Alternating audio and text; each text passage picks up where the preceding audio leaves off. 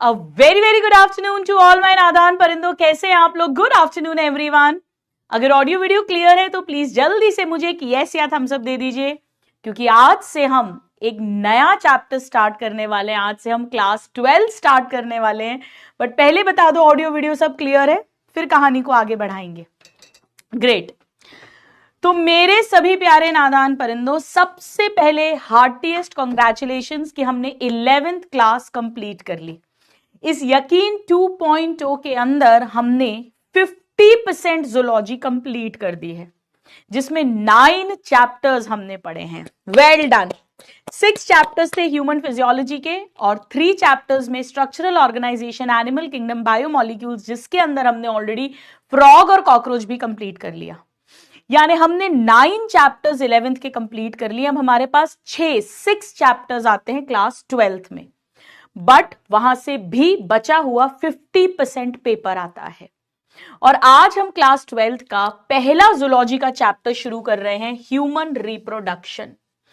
अगर आप मुझसे इस चैप्टर की इंपॉर्टेंस पूछेंगे तो यहां से 3 to 5 क्वेश्चंस तो आते ही आते हैं प्रीवियस ईयर के एनालिसिस को अगर हम देखें. बट जैसा मैं हमेशा कहती हूं, किसी भी साल किसी भी चैप्टर से कितने भी क्वेश्चंस आ सकते हैं, तो इसीलिए हमें हर चैप्टर को अपना बेस्ट पढ़ना है और कंप्लीटली पढ़ना है. इस चैप्टर की एक खासियत और है कि यहां पे एनसीईआरटी से तो लाइन बाय लाइन क्वेश्चंस आते ही हैं, बट साथ में यहां से हल्के से आउट ऑफ एनसीईआरटी भी क्वेश्चंस आए हुए हैं प्रीवियस ईयर्स के अंदर. इसीलिए इस चैप्टर में मैं कहीं कहीं पर कुछ कुछ ऐसी बातें बताऊंगी जो एनसीईआरटी में नहीं होंगी. मैं आपको बताऊंगी कि ये एनसीईआरटी में नहीं है, बट इस तरीके से इस पे क्वेश्चन पूछा गया है, वो क्वेश्चन भी दिखाऊंगी. तो आपको मुझ पर, अपनी गुरु मां पर फुल ट्रस्ट रखना होगा और बार बार आउट ऑफ एनसीईआरटी, ये तो एनसीईआरटी में नहीं है, ऐसा ना सोचना है, ना लिखना है, ना खुद को तंग करना है. Just have trust on me. अब ये एक ऐसा चैप्टर है जिसे हम जूनियर क्लासेस में भी पढ़ते हैं, हम 9th में भी पढ़ते हैं ह्यूमन रिप्रोडक्शन को. इसे हम क्लास 12th में भी पढ़ते हैं, जैसा हम पढ़ेंगे. फिर हम इसे नीट लेवल के लिए भी पढ़ते हैं. मैंने इसे अपने एमबीबीएस फर्स्ट प्रॉफ में भी पढ़ा है और मैंने इसको फाइनल प्रॉफ में भी पढ़ा है जब गायनेकोलॉजी पढ़ी थी उस समय पर, जो फीमेल रिप्रोडक्टिव सिस्टम है. और मैंने तो इसे एमएस में भी पढ़ा जब मैंने मेरी पोस्ट ग्रेजुएशन करी, तब भी पढ़ा, भर भर के पढ़ा. और मैं इसे सालों से प्रैक्टिस करती आ रही हूं, या ऐसा कहूं जीती आ रही हूं. लेकिन यहां पर मुझे आपको वहीं तक रोकना है जो नीट के लिए इंपॉर्टेंट है. तो बहुत मजे आएंगे. इट इज माय फोटे, इट इज माय एक्सपर्टीज. यहां पर हम female reproductive system, parturition, lactation, embryonic development, gestation, ये सारी बातें, इम्प्लांटेशन, ये सब वो चीजें हैं जो मैं रोज अपनी जिंदगी में जी रही हूं. तो कोशिश करूंगी कि अपने रियल लाइफ एक्सपीरियंसेस के थ्रू आपको ये चैप्टर और इंटरेस्टिंग भी बना दूं और आपके लिए इजी हो जाए चीजों को समझना और याद रखना. एंड मोस्ट इंपॉर्टेंट, इतने सॉलिड कॉन्सेप्ट्स हो जाएं कि एक भी क्वेश्चन भले ही घुमाकर पूछ लें, एनसीईआरटी के आसपास से पूछ लें, आपका गलत ना हो. तो चलिए आइए मेरे सभी प्यारे नादान परिंदों, इस चैप्टर को हम शुरू करते हैं. क्लास 12 को हम शुरू करते हैं. पर जैसे कि हमारी कोई भी क्लास आज तक ना कभी आशीर्वाद की शुरू हुई है, ना कभी बिना आशीर्वाद की शुरू होगी, तो सबके चेहरे पे स्माइल, आंखों में चमक, दिल में फुल पॉजिटिविटी. आइए स्टेथोस्कोप के नाम आशीर्वाद लेते हैं अपनी बायोलॉजी माता का, बायोलॉजी मैया का. बोलो बायोलॉजी मैया की जय हो. खूब खुशी खुशी पढ़ेंगे, प्रेम से पढ़ेंगे, आनंद से पढ़ेंगे एंड मोस्ट इंपॉर्टेंटली रेगुलरली पढ़ेंगे.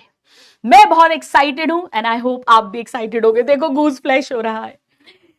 पढ़ाने में तो सभी चैप्टर्स मजे आते हैं बेटा. जूलॉजी क्या, बॉटनी पढ़ाने में भी मुझे बड़े मजे आते हैं. रेस्पिरेशन, फोटोसिंथेसिस, मुझे तो biological classification, protista, algae, plant kingdom में लाइफ साइकिल्स पढ़ाने में भी बहुत मजे आते हैं, क्योंकि हम सब कुछ रिलेट कर करके पढ़ाते हैं. एनाटॉमी पढ़ाने में भी बड़े मजे आते हैं. डाइकॉट, मोनोकॉट, स्टेम, क्योंकि समझा समझा के पढ़ाते हैं. बट ऑफ कोर्स इस चैप्टर के साथ थोड़ा सा दिल का रिश्ता ज्यादा है. ये और इसका अगला चैप्टर रिप्रोडक्टिव हेल्थ, उसमें contraception, infertility, infertility is my area of super specialisation.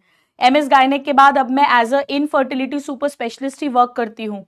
तो वो आईवीएफ, इक्सी, आईयूआई, एआई, यूं हमारी टिप्स पर होगा। गिफ्ट जिफ्ट घुमाकर भी क्वेश्चन पूछेंगे तो आपका गलत नहीं होगा, मेरा आपसे वादा है। चलिए, तो कोशिश रहेगी कि मैं आपके दोनों चैप्टर्स पक्के करवा पाऊं। करें शुरू? ऑल राइट, सो मॉर्निंग डोज मैंने आज दे दिया है, आई होप आपने सुन लिया होगा।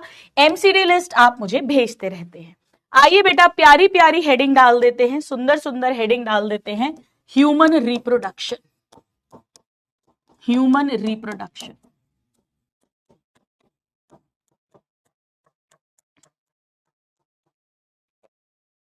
चलो बिल्कुल बेसिक से शुरुआत करेंगे। ह्यूमन रिप्रोडक्शन हेडिंग डाल लो एक बार।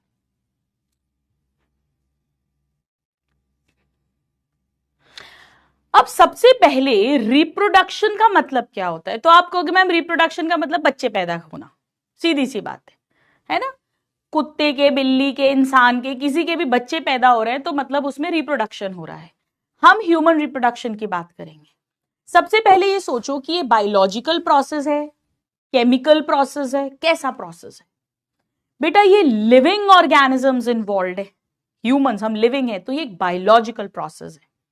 यहां पर बच्चे पैदा होंगे यानी ऑफस्प्रिंग्स प्रोड्यूस होंगे, और तभी हमारी जो स्पीशीज है, प्रजाति है, होमोसेपियन, वो जेनरेशन आफ्टर जेनरेशन कंटिन्यू कर पाएगी। अगर रिप्रोडक्शन नहीं होता तो एक ही जेनरेशन वो स्पीशीज चलती, फिर खत्म हो जाती, लुप्त हो जाती, एक्सटिंक्ट हो जाती।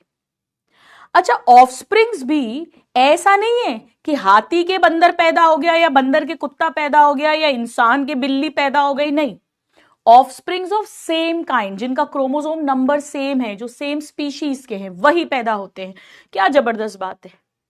जी हाँ बेटा, अगर आप हाथी यानी फीमेल एलिफेंट के अंदर डॉग का सीमन डाल दोगे तो फर्टिलाइज ही नहीं होगा, बच्चे ही नहीं होंगे। क्या जबरदस्त प्रकृति नेचर ने बनाया है। तो चलिए आइए शुरुआत करते हैं हम, और सबसे पहले हम लिखते हैं that it is a biological process. It is a biological process, biological process. It is a biological process to produce offsprings of similar kind, to produce offsprings of similar kind, for continuing of species, for continuing of species over generations. Generation after generation यानी पीढ़ी दर पीढ़ी वो species continue रहे, चलती रहे, उसके लिए reproduction का होना बहुत ज्यादा जरूरी है। नोट कर लीजिए।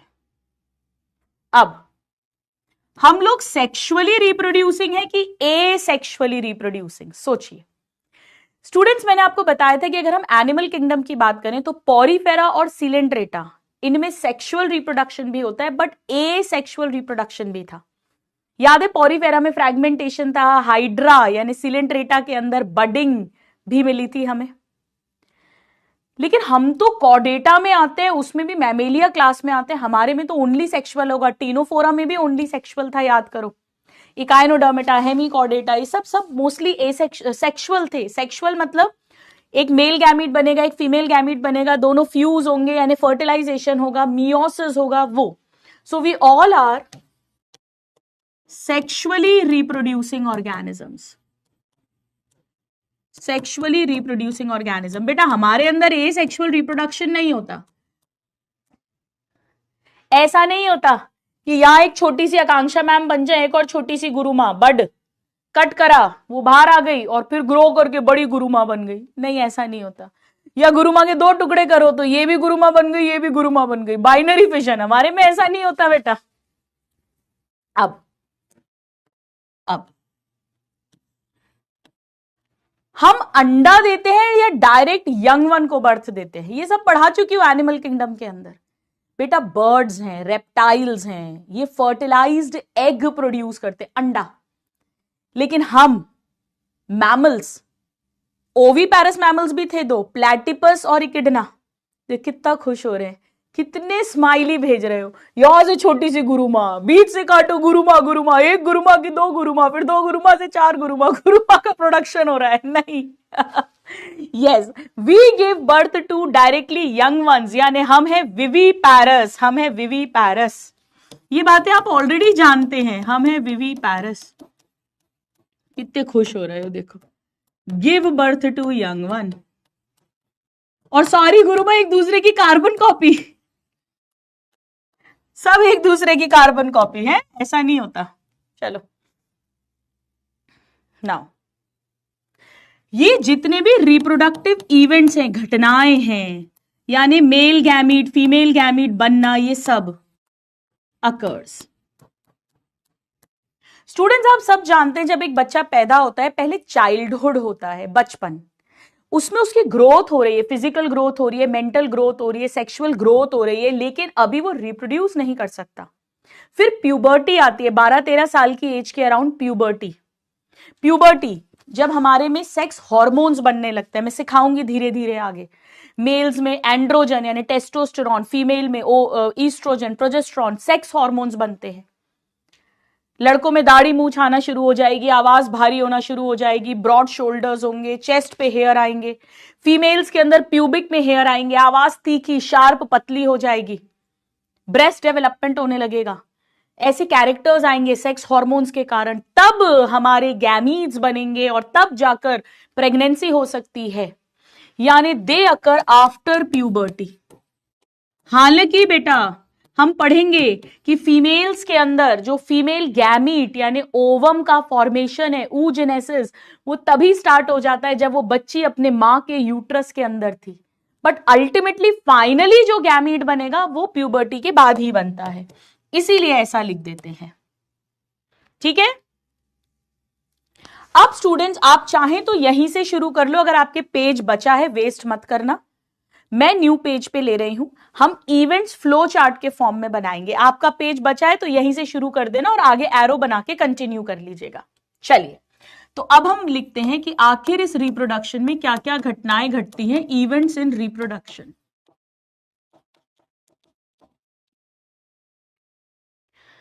देखो, जब हम प्लांट किंगडम पढ़ते हैं वहां पर भी हम ये बात पढ़ते हैं, फ्लावरिंग प्लांट्स में सेक्सुअल रिप्रोडक्शन, अगर आपने पढ़ा हो, नहीं पढ़ा तो कोई बात नहीं है, हम वहां पर भी ये बात पढ़ते हैं कि सबसे पहले रिप्रोडक्शन के लिए एक हीरो चाहिए और एक हीरोइन चाहिए।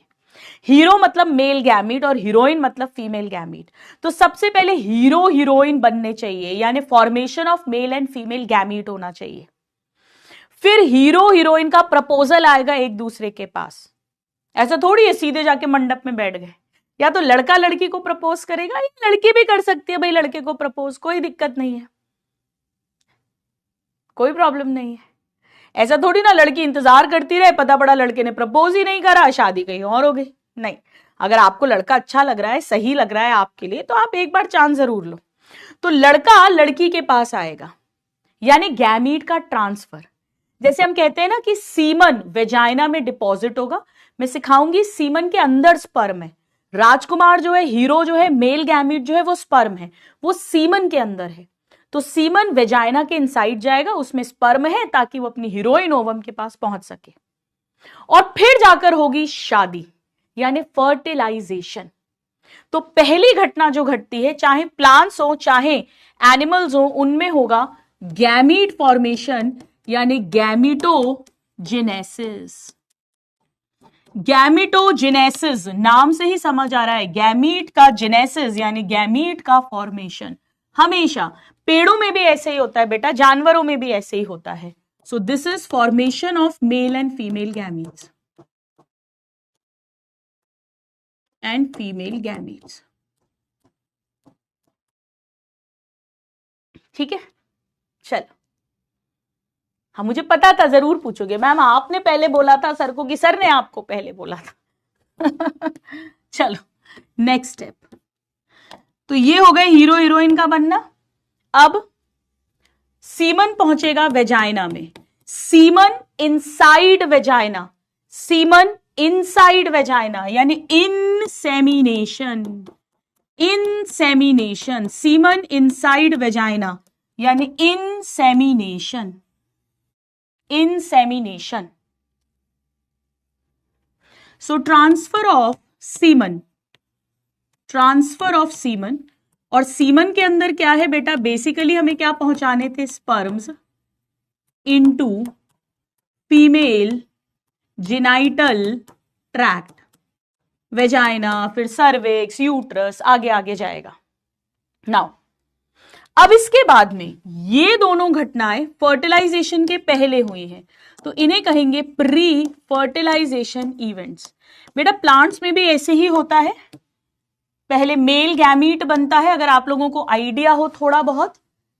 स्टेमन है, स्टेमन के अंदर एंथर है, एंथर के अंदर माइक्रोस्पोरेंजिया है, उसके अंदर माइक्रोस्पोर मदर सेल है, मियोसिस होगा, माइक्रोस्पोर बनेगा, उससे पोलन ग्रेन बनेगा, उससे 2 मेल गैमीट्स बनेंगे।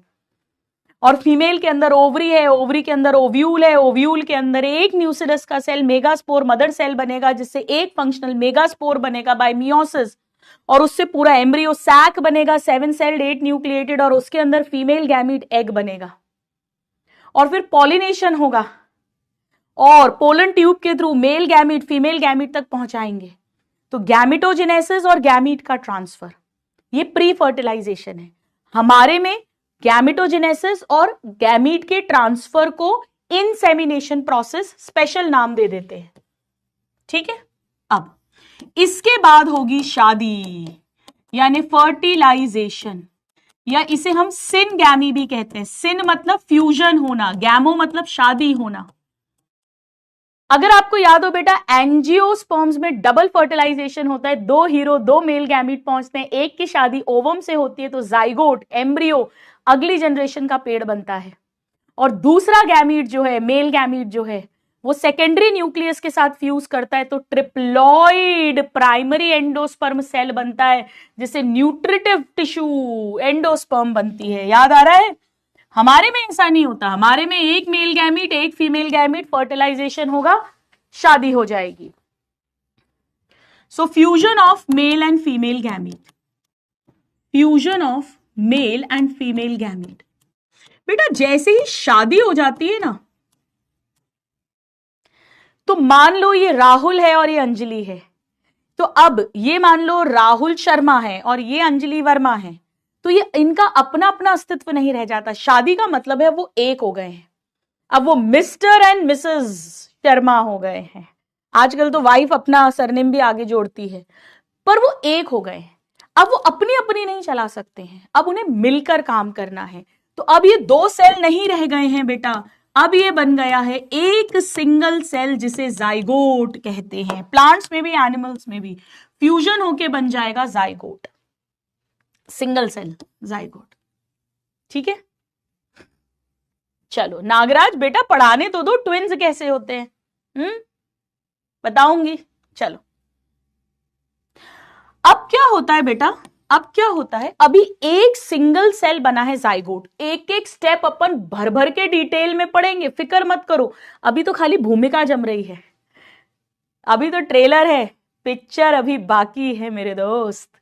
तो अभी एक सिंगल सेल जाइगोट हमारे फैलोपियन ट्यूब में बनता है। अब इसमें डिवीजन होते हैं, माइटोसिस, 1 से 2 cell, 4 cell, 8 cell, 16 cell, 32 cell, ऐसे लुढ़कता लुढ़कता ये यूट्रस में आता है। और यूट्रस में जाके मैं सिखाऊंगी, सब सिखाऊंगी डिटेल में। एक यूट्रस की दीवार में एक लाइनिंग है जिसे एंडोमेट्रियम कहते हैं, सेल्स की बनी हुई है। वो मोटी हो चुकी अच्छी सी, क्योंकि वो भी इंतजार कर रही है एम्ब्रियो का, वहां जाके धंस जाता है। बिल्कुल वैसे ही जैसे आप एक मिट्टी के अंदर एक बीज को डाल देते हो तब पेड़ बनता है, ऐसे ही ये जो एम्ब्रियो है जाइगोट के डिवीजन से बना है। जाइगोट एक सिंगल सेल है, डिवाइड कर करके मल्टी सेल्ड स्ट्रक्चर बना है एम्ब्रियो, वो एंडोमेट्रियम के जाकर धंस जाता है, एम्बेड हो जाता है। बेटा इसे इम्प्लांटेशन बोलते हैं, जैसे एक पेड़ लगा रहे हैं ऐसे इम्प्लांटेशन। और उस स्टेज को एक स्पेशल नाम देते हैं ब्लास्टोसिस्ट। मैं सब पढ़ाऊंगी धीरे धीरे डिटेल में। सो सबसे पहले फॉर्मेशन होगा, डेवलपमेंट होगा ब्लास्टोसिस्ट का, और फिर वो ब्लास्टोसिस्ट यूट्रस की एंडोमेट्रियम में आकर धस जाएगा, एम्बेडेड हो जाएगा, उसे कहेंगे इम्प्लांटेशन। सो पहले होगा formation and development of blastocyst. Blastocyst embryo की ही एक स्टेज है, ऐसा समझ लीजिए, और फिर वो एंडोमेट्रियम यूट्रस की दीवार में जाकर धसेगा। कोख, मैंने तुझे 9 महीने अपनी कोख में पाला है, कोख को कहते हैं यूट्रस, तो यूट्रस की भी एंडोमेट्रियम में। सब सीखेंगे, भर भर के सीखेंगे, बहुत मजे आएंगे। चलिए, इम्प्लांटेशन।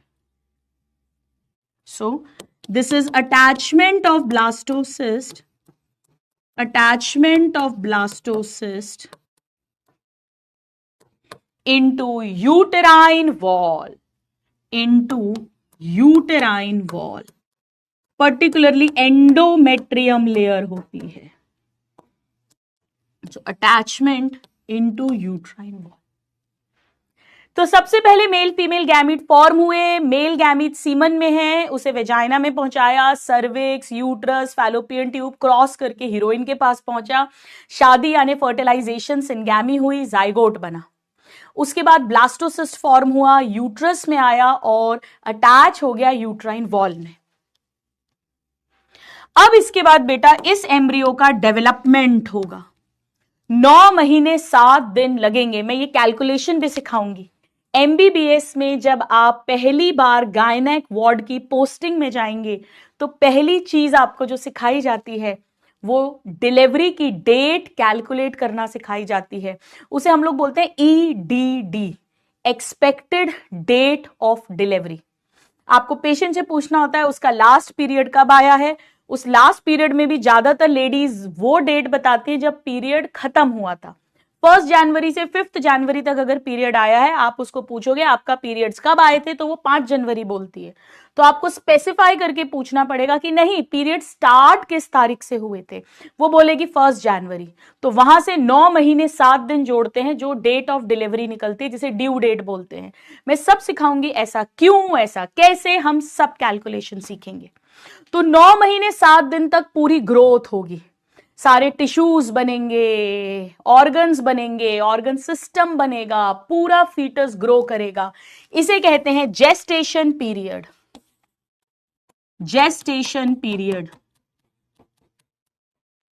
पूरा एम्ब्रियो का डेवलपमेंट होगा, एम्ब्रियो का development. So this is period of embryonic development.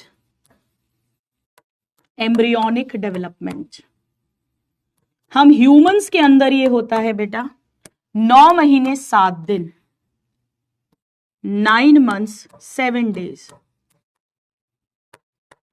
अब से अगर आपकी मम्मी आपको धमकी दे कि मैंने तुझे 9 महीने अपनी कोख में रखा है, तो कहना मम्मी सारी डांट आप लगा लेना, मुझे कोई प्रॉब्लम नहीं है, but let me correct you, it is 9 months and 7 days। और आप जैसे ही ये बोलोगे आपको एक एक्स्ट्रा चाटा तमाचा और पड़ेगा मम्मी से, ठीक है।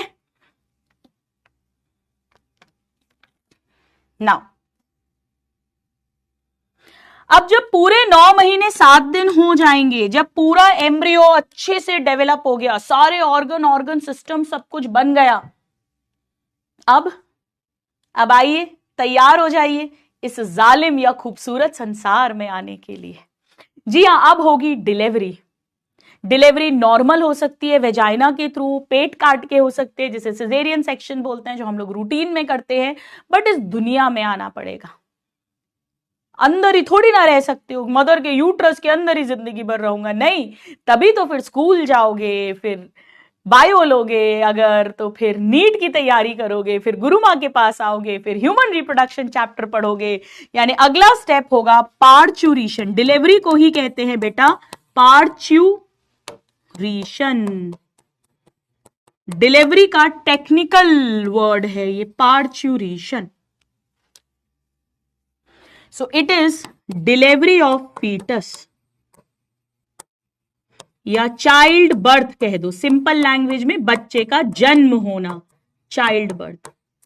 बेटा मैं आपको यह भी बताऊंगी कि देखो कहीं एम्ब्रियो वर्ड यूज हो रहा है और कहीं फीटस वर्ड यूज हो रहा है, हम सब पढ़ेंगे। एक्चुअली 2 मंथ्स की जब प्रेगनेंसी होती है ना, 1 महीने में 4 हफ्ते होते हैं, तो 8 हफ्ते तक की जो प्रेगनेंसी है तब तक एम्ब्रियो वर्ड यूज करते हैं और उसके बाद फीटस वर्ड यूज करते हैं, और जैसे ही जन्म हो गया अब उसे न्यू बॉर्न कहते हैं, नवजात शिशु। ठीक है, तो कायदे से ये सारा है पोस्ट फर्टिलाइजेशन घटनाएं।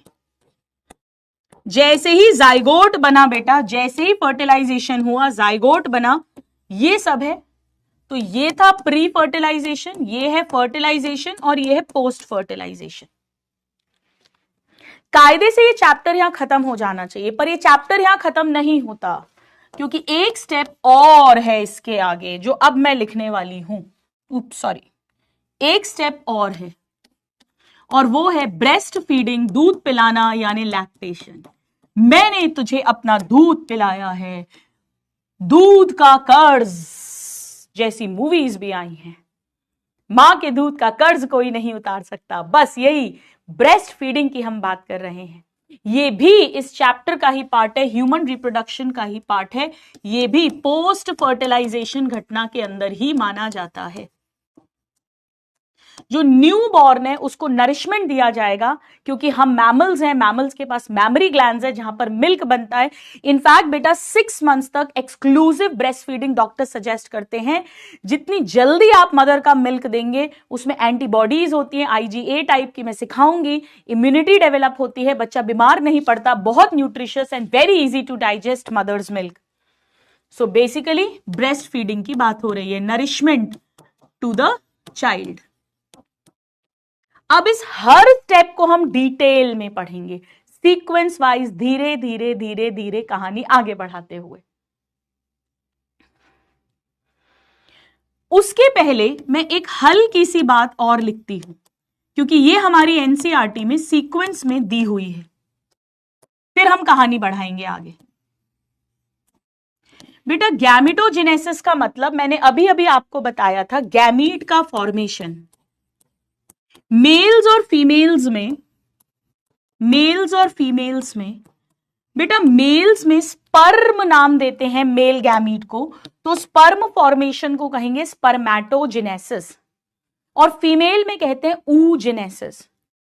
एक लड़का जब प्यूबर्टी आती है तब जाकर स्पर्म फॉर्मेशन स्टार्ट करता है, पर एक लड़की जब पैदा भी नहीं हुई थी, मां के यूट्रस के अंदर थी, तभी ओवम फॉर्मेशन शुरू हो जाता है। कंप्लीट प्यूबर्टी के बाद होता है, ये मैं डिटेल में सिखाऊंगी, डोंट वरी। बट एक मेल प्यूबर्टी के बाद स्टार्ट करता है, पर पूरी जिंदगी स्पर्म्स बनते हैं। एज के साथ थोड़ी क्वालिटी क्वांटिटी कम हो जाती है, बट बनते हैं। इसीलिए आपने सुना होगा किसी का 60 साल में, 65 ईयर्स में, इवन 70 ईयर्स में अपन सुनते हैं कि उसके खुद का बच्चा पैदा हुआ, लड़का या लड़की पैदा हुई, क्योंकि स्पर्म पूरी जिंदगी बनते हैं, प्यूबर्टी के बाद लाइफ लॉन्ग। लेकिन बेटा जब हम ओवम की बात करेंगे, मैं सिखाऊंगी आपको, हर लड़की एक फिक्स्ड नंबर ऑफ फॉलिकल्स के साथ पैदा होती है। ऐसा समझ लो उसी के अंदर ओवम बनता है। अभी के लिए एक फिक्स नंबर ऑफ स्टॉक के साथ पैदा होती है।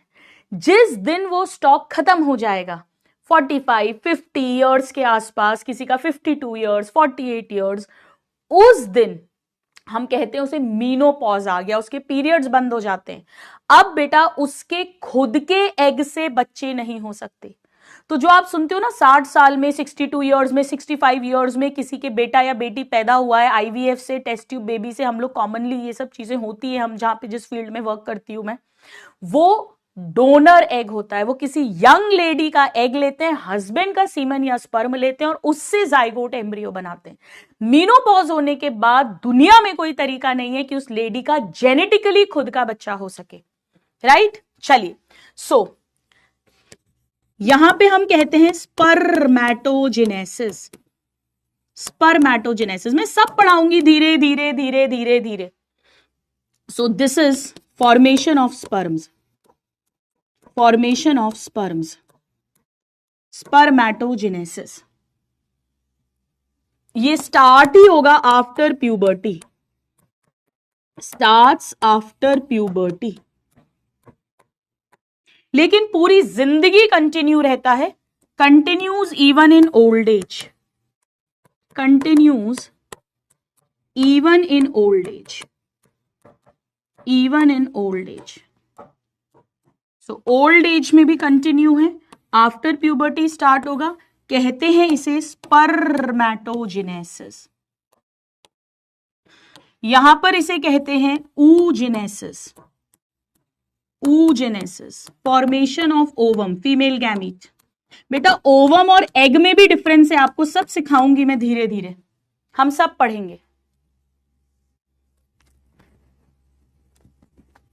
Starts before birth, starts before birth, पैदा होने के पहले, जब वो मदर के यूट्रस के अंदर थी, एम्ब्रियो थी वो खुद, embryonic life, embryonic life. Details हम आगे आने वाले लेक्चर्स में पढ़ेंगे बेटा, बिफोर बर्थ।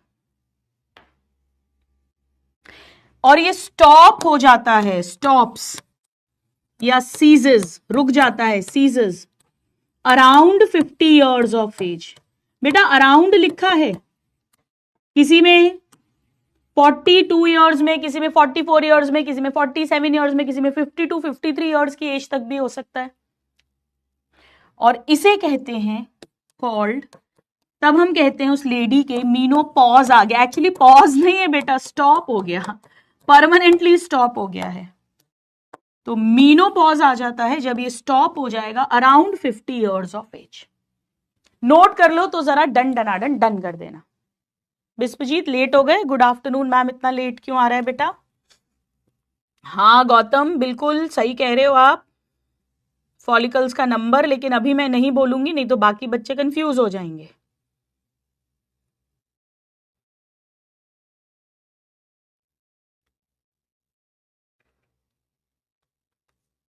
डन, चलिए अब हमें क्या करना है बेटा, सबसे पहले हमें गैमीट फॉर्मेशन समझना है मेल और फीमेल्स में, पर वो हम तब समझ पाएंगे जब हम मेल और फीमेल का रिप्रोडक्टिव सिस्टम अंडरस्टैंड करेंगे, तब हमें पता चलेगा कौन से ऑर्गन्स हैं, कहां होगा गैमीट फॉर्मेशन, और फिर हम गैमीट फॉर्मेशन समझ पाएंगे।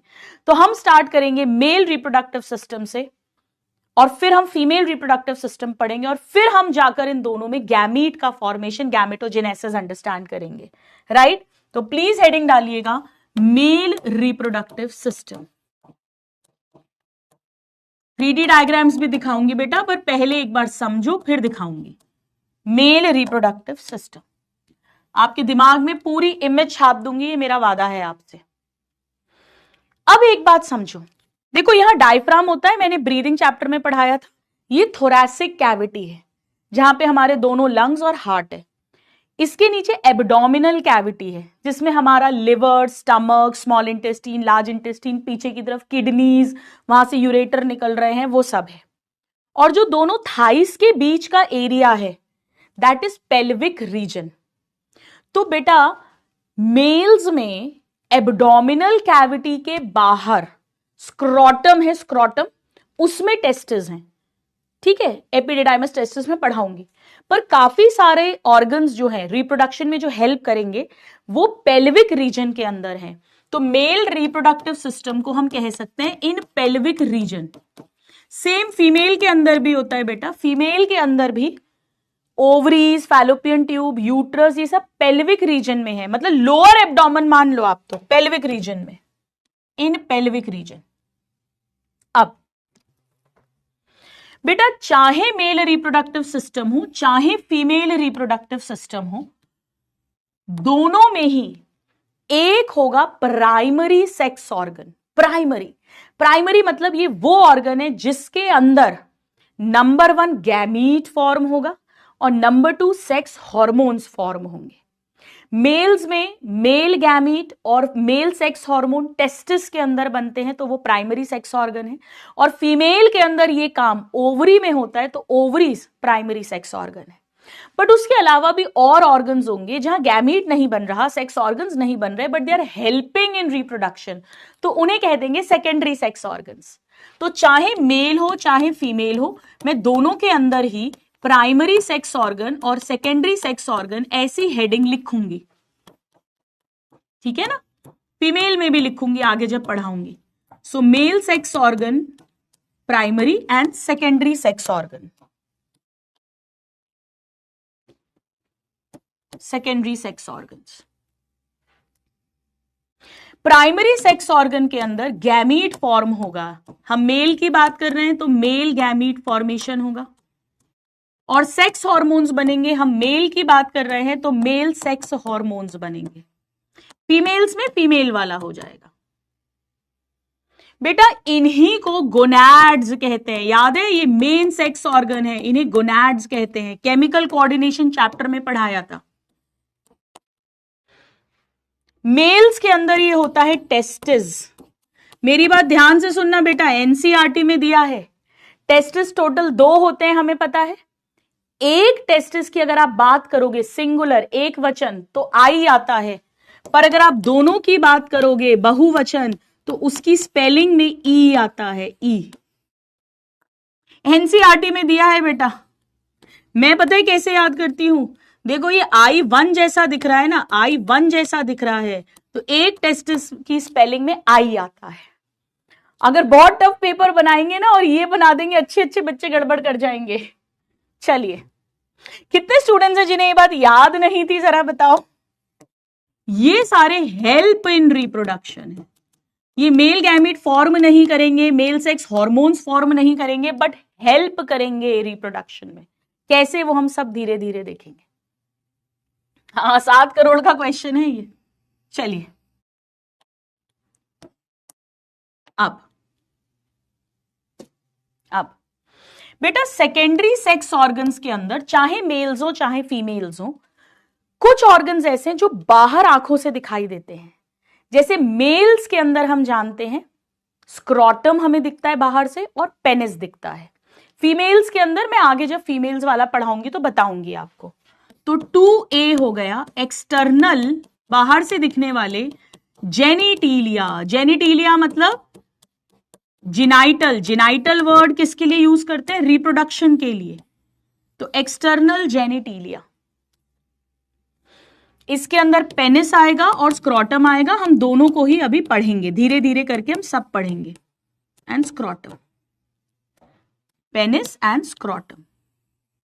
चलिए, अब बेटा चाहे मेल्स हो चाहे फीमेल्स हो, कुछ ग्लैंड्स होते हैं. ग्लैंड्स का मतलब ग्रंथि, हम पढ़ चुके हैं. एंडोक्राइन, एक्सोक्राइन, ग्लैंड्स पढ़ चुके हैं. मतलब बेटा ये कुछ प्रोड्यूस करेंगे जो फिर सीमन के अंदर डाला जाएगा, स्पर्म के साथ जाएगा. वो क्यों जाएगा, क्या होगा, वो सब हम धीरे धीरे पढ़ेंगे. तो इन्हें कहते हैं एसेसरी ग्लैंड्स. एसेसरी मतलब हेल्पिंग, हेल्पफुल, एसेसरी ग्लैंड्स. ये भी हम डिटेल में पढ़ेंगे. बेटा मेल्स के अंदर 3 तरह के ग्लैंड्स होते हैं.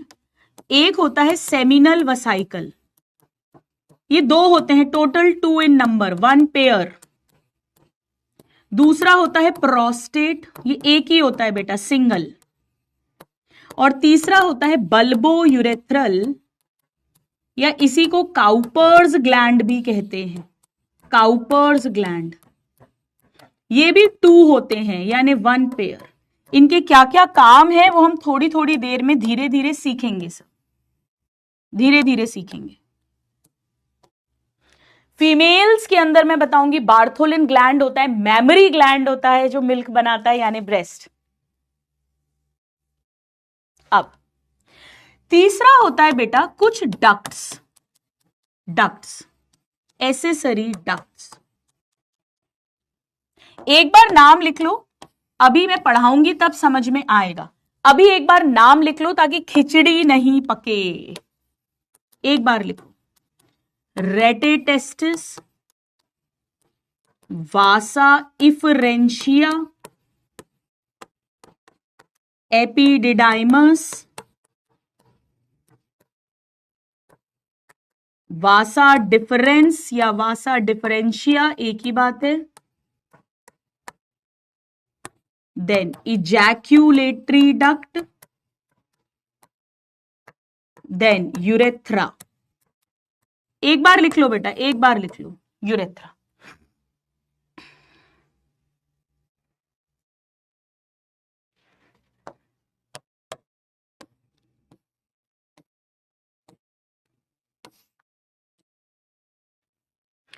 इनमें से ये जो दो हैं, ये जो दो ऊपर वाली दो, फर्स्ट और second, they are present inside testis. आपकी जगह नहीं हो तो आप नीचे लिख लेना, फर्स्ट और second they are present inside testis. ये टेस्टिस का पार्ट है, बाकी सब अलग से ऑर्गन्स हैं, एपिडिडाइमस, वासा डिफरेंस, हम अभी सब पढ़ेंगे।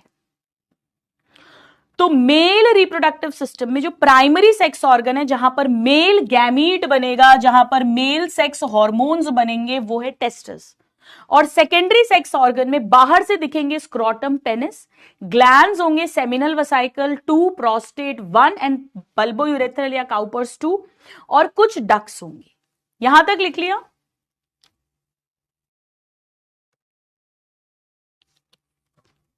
चलिए अब आइए बेटा, प्लीज सबसे पहले हम स्टार्ट करेंगे प्राइमरी सेक्स ऑर्गन टेस्टिस से। तो हेडिंग लिखिएगा टेस्टिस। टेस्टिस प्लूरल होता है, ई वाली स्पेलिंग। मुझे आपका फुल कंसंट्रेशन चाहिए, समझिए। टेस्टिस जो होते हैं ये दो होते हैं, अंडाकार ओवल होते हैं बेटा। ये एब्डोमेन में फॉर्म होते हैं। जी हां, जब वो लड़का अपने मदर के यूट्रस के अंदर है, फीटस है जब, तब टेस्टिस एब्डोमेन में फॉर्म होते हैं। एब्डोमेन के अंदर, मदर मतलब उस बच्चे की, उस फीटस की एब्डोमेन में। पर जैसे ही प्रेगनेंसी 7 मंथ्स की होती है, 7 मंथ्स की, तो स्क्रोटम बन जाता है। स्क्रोटम बाहर है, एब्डोमिनल कैविटी के बाहर है। तो एब्डोमेन और स्क्रोटम के बीच में एक टनल बनती है, गुफा बनती है, जिसे इंग्वाइनल कैनाल कहते हैं। उसके थ्रू ये टेस्टिस नीचे जाते हैं, डिसेंड करते हैं और स्क्रोटम में आ जाते हैं। तो बर्थ के बाद अगर आप देखेंगे तो उस बच्चे की, उस लड़के के स्क्रोटम के अंदर टेस्टिस होंगे।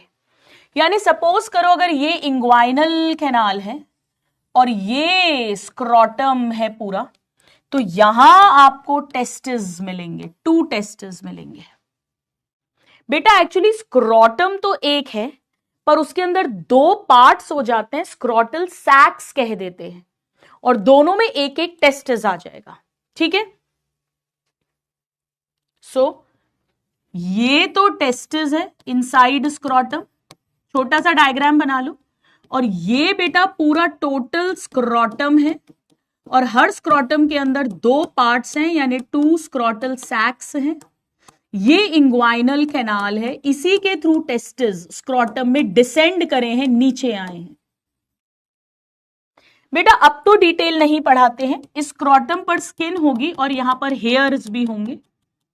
इवन यहां पर एक टिश्यू होता है जिसके थ्रू ये स्क्रोटम से कनेक्टेड रहता है, गोबरनाकुलम कहते हैं, अब नहीं पढ़ाते हैं। यहां कुछ मसल्स भी होती है, डाटोज मसल, क्रेमास्टर मसल्स, जिनके कारण से टेम्परेचर मेंटेन रहता है स्क्रोटम के अंदर, ताकि स्पर्म फॉर्मेशन हो सके। पर ये सब अब नहीं पढ़ाते हैं। अभी क्या पढ़ाते हैं, चलो हम उसको लिखते हैं। सो 1 पेयर है, टेस्टिस इज 1 पेयर। शेप है अंडे जैसा, ओवल शेप बेटा। ओवल शेप है मतलब ऐसा, यानी इसकी लंबाई ज्यादा है और चौड़ाई कम है। जी हां बेटा, 2 से 3 सेंटीमीटर चौड़ा है, 4 से 5 सेंटीमीटर लंबा है। अभी रटवाती हूं एक ट्रिक के साथ आपको। 2 से 3 सेंटीमीटर चौड़ा है, विड्थ है, और 4 से 5 सेंटीमीटर लंबा है। देखो बेटा कितना आसान है मेरे प्यारे नादान परिंदों, ध्यान दिया कभी? 2 3 4 5, 2 3 4 5, 2 3 4 5, 2 3 4 5। सेंटीमीटर भी याद रखना, मिलीमीटर कर देंगे तो रॉन्ग हो जाएगा, मीटर कर देंगे तो भी रॉन्ग हो जाएगा। और अंडे जैसा है तो विड्थ कम है, लेंथ ज्यादा है, तो 2 3 4 5, 2 3 4 5। Now formed in abdominal cavity, बनते तो एब्डोमिनल कैविटी में है, formed in abdominal cavity, abdominal cavity but फिर नीचे आते हैं, descend into scrotum during 7 month of pregnancy, during 7th month of pregnancy through inguinal canal. बेटा ये पॉइंट एनसीईआरटी में नहीं दिया, पर आपको आना चाहिए. सो इंग्वाइनल कैनाल के थ्रू स्क्रोटम में आएंगे 7 month ऑफ प्रेगनेंसी पर फॉर्म्ड एब्डोमिनल कैविटी में हुए हैं. ये बात एनसीईआरटी में नहीं दी है, बाकी सब कुछ दिया है. यानी they are present finally outside abdominal cavity. ये स्क्रोटम के अंदर है बेटा, एब्डोमिनल कैविटी के अंदर नहीं है, स्क्रोटम के अंदर है, जो एक पाउच की तरह, थैले की तरह एक स्ट्रक्चर है, इन अ पाउच कॉल्ड स्क्रोटम. एक एक वर्ड देखो बेटा, ये एनसीईआरटी की लाइन है, बाकी सारी भी एनसीईआरटी की लाइन है, मैं लिख नहीं रही हूं. देखो, outside abdominal cavity in a pouch, मतलब टोटल एक स्क्रोटम मानते हैं जिसके अंदर 2 पोर्शंस है, स्क्रोटल सैक है. अब ऐसा क्यों होता है?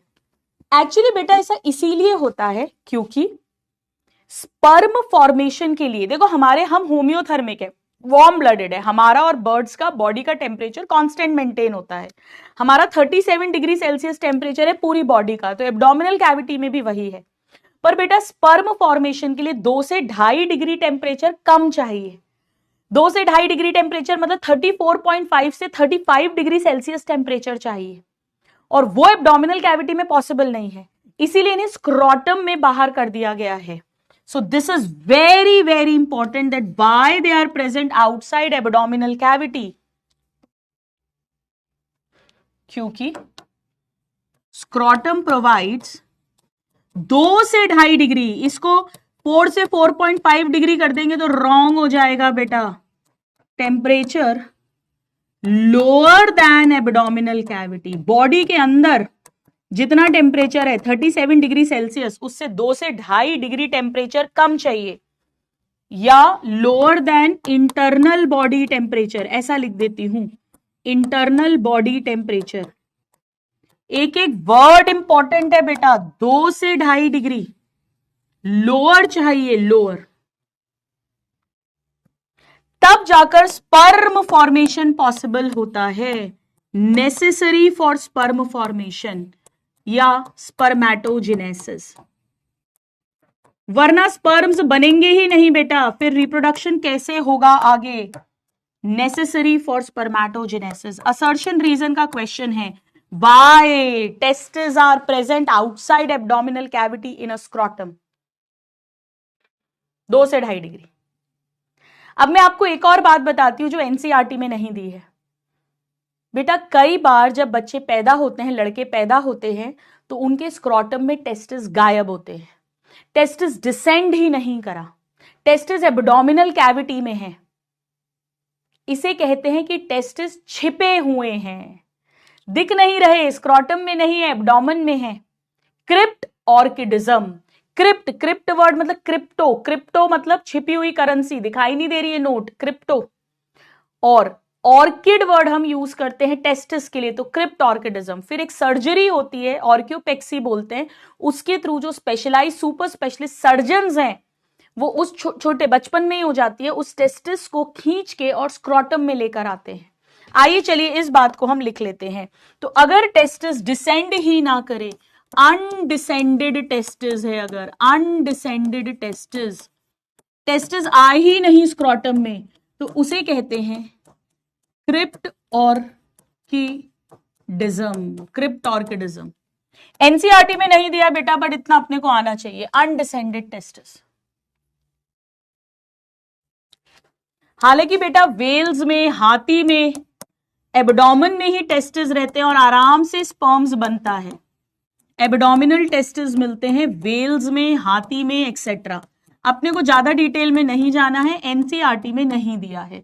This is out of NCERT, out of NCERT.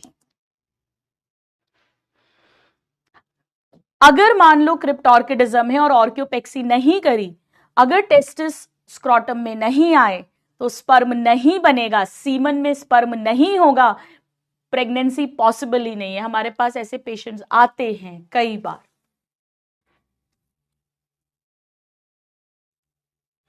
अब आइए बेटा, मैं साइड में एक डायग्राम बना रही हूं, आप चाहो तो बीच में पहले डायग्राम बना लो, फिर नीचे उसकी थ्योरी लिख लेना। सपोज करिए ये टेस्टिस है, सपोज करिए कि ये टेस्टिस है बेटा। टेस्टिस के पीछे एपिडिडाइमस होता है, मैं पढ़ाऊंगी अभी सब पीछे, और फिर वो एपिडिडाइमस वासा डिफरेंस में कंटिन्यू करता है, हम सब पढ़ेंगे। तो ये मान लो बेटा वासा डिफरेंस है अगर, और इधर एपिडिडाइमस है बेटा। पूरी टेस्टिस के चारों तरफ ना एक कवरिंग होती है, एक कवरिंग, कनेक्टिव टिश्यू की कवरिंग, इसकी रक्षा करने के लिए। इसे कहते हैं ट्यूनिका एल्ब्यूजिनिया। बेटा ट्यूनिका का मतलब ये होता है कवरिंग, जैसे स्कूल में ट्यूनिक ड्रेस पहनते थे ना, यूनिफॉर्म अपन, तो tunica albuginea, albuginea, tunica albuginea. मैं यहां पर लिख रही हूं, आप नीचे भी लिख सकते हैं बेटा, आप नीचे लिख सकते हो। सो टेस्टिस, अब ये एनसीईआरटी में दिया है, testis is covered by a dense covering. Of course बेटा डेंस होनी चाहिए, रक्षा करना है, called tunica albuginea, dense covering called tunica albuginea, albuginea, tunica albuginea. बेटा होता क्या है, जगह जगह ये ट्यूनिका एल्ब्यूजिनिया ऐसे अंदर फोल्ड हो जाती है, ऐसे अंदर फोल्ड हो जाती है, अंदर, इनसाइड, तो इसे कहेंगे इनवैजिनेशन।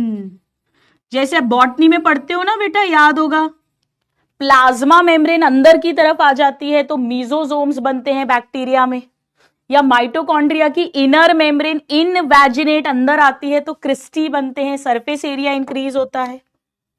बेटा इन्हें कहते हैं टेस्टिकुलर सेप्टा। ये सेप्टा बन गए बेटा, पार्टीशंस बन गए, ऐसा समझ लो, पार्टीशंस बन गए। सो इनवैजिनेशन हुआ, इनवैजिनेशन अंदर की तरफ मूवमेंट हुआ ऑफ ट्यूनिका एल्ब्यूजिनिया। अब इससे क्या हुआ बेटा, इससे ये कंपार्टमेंट्स बन गए, ये कंपार्टमेंट्स बन गए। एक टेस्टिस के अंदर 250 कंपार्टमेंट्स बनते हैं मिनिमम, 250 कंपार्टमेंट्स। बोथ टेस्टिस पूछेंगे तो 500 कंपार्टमेंट्स बनते हैं। इन्हें बोलते हैं टेस्टिकुलर लोब्यूल बन गए, टेस्टिकुलर लोब्यूल्स, टेस्टिकुलर लोब्यूल्स।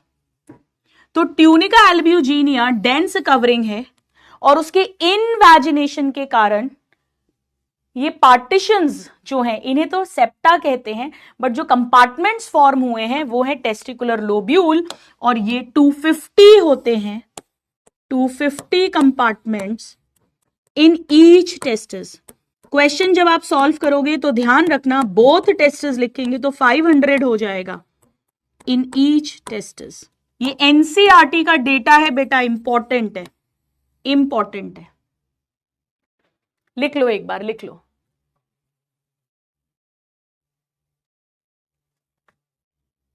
तो ये जो बना है ये टेस्टिकुलर लोब्यूल है, टेस्टिकुलर लोब्यूल,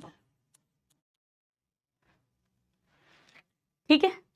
अब बेटा हर कंपार्टमेंट के अंदर कुछ ट्यूब जैसा स्ट्रक्चर बनता है, ट्यूब जैसा, पर थोड़ा कॉइल्ड है, घूमा हुआ।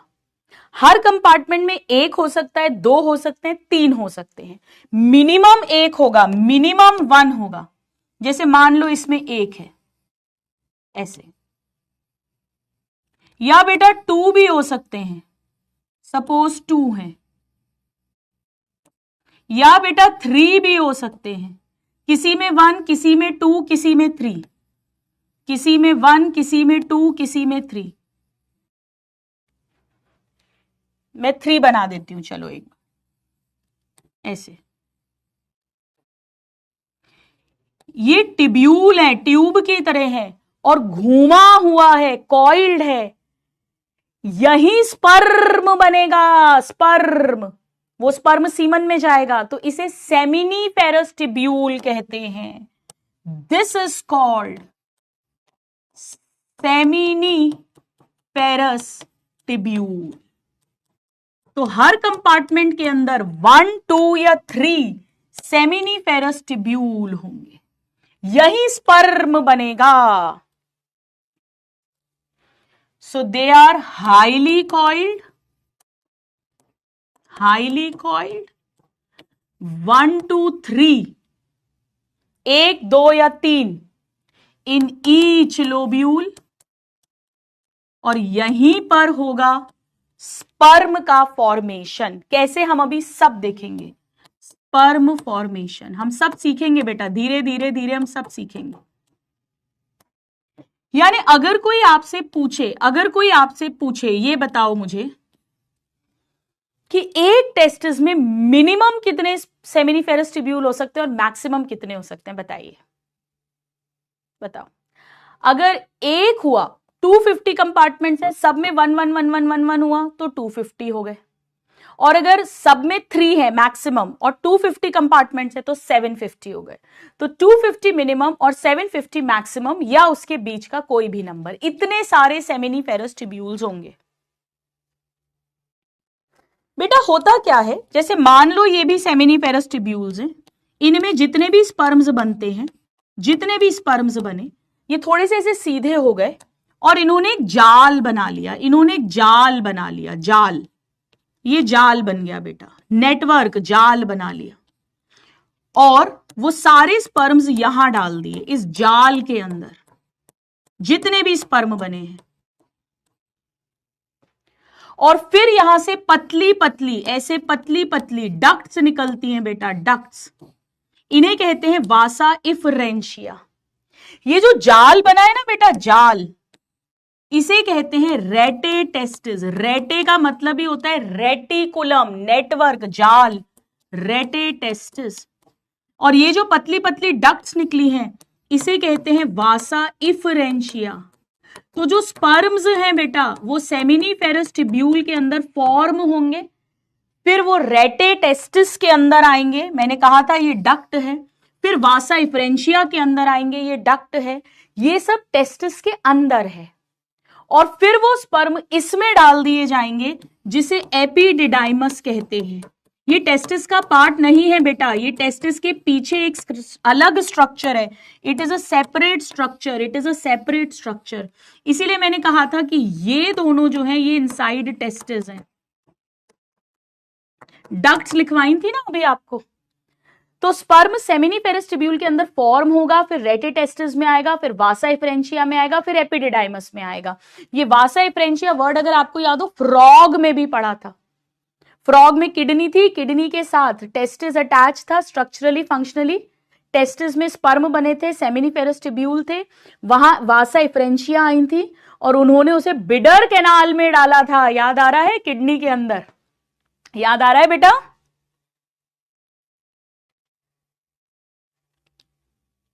ये जो वासा इफरेंशिया है बेटा, अब मैं एक काम करती हूं, रुको, ये जो वासा इफरेंशिया है, एक minute,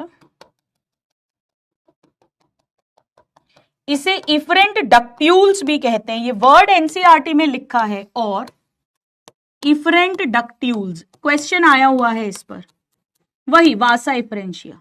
now this will leave the testis, अब टेस्टिस के बाहर आएंगे स्पर्म, ये टेस्टिस का ही पार्ट है, ये टेस्टिस का ही पार्ट है।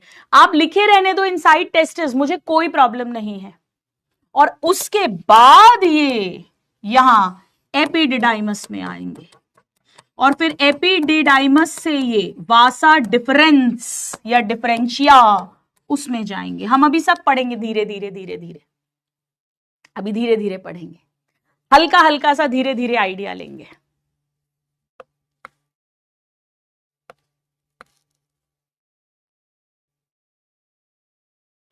यहां तक लिख लिया सबने?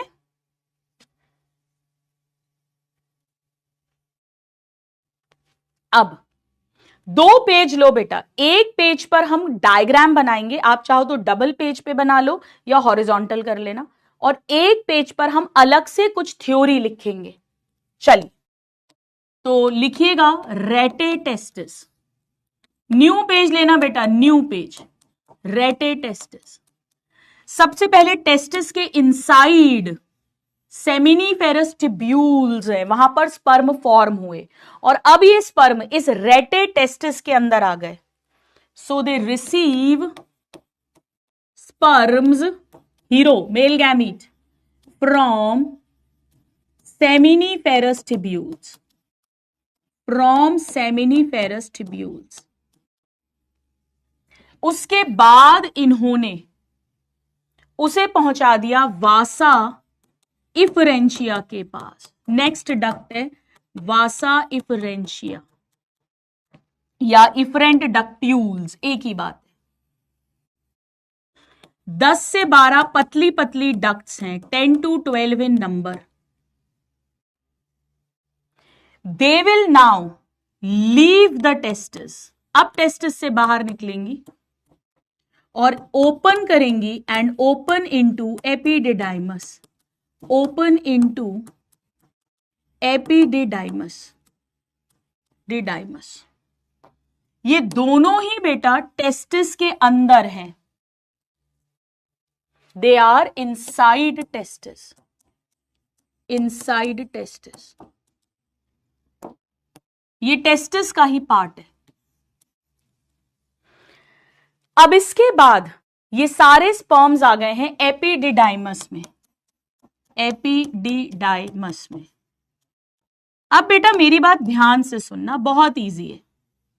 सपोज करो अगर ये टेस्टिस है, मैंने आपको बोला कि ये 4 से 5 सेंटीमीटर लंबा है जो टेस्टिस है। बेटा एपिडिडाइमस 6 मीटर लंबा होता है, 6 मीटर। तो अगर ये 5 सेंटीमीटर भी मैं मान लूं और इसके बैक साइड में पीछे की तरफ, जैसे फॉर एग्जाम्पल मान लो अगर ये टेस्टिस है तो बैक साइड में एपिडिडाइमस है, वो 6 मीटर लंबा है, तो नेचुरल सी बात है वो हाईली कॉइल्ड होगा, तभी तो वो यहां पर आ पाएगा। ऐसे हाईली कॉइल्ड ट्यूब होगी, हाईली कॉइल्ड। आ रहा है समझ में?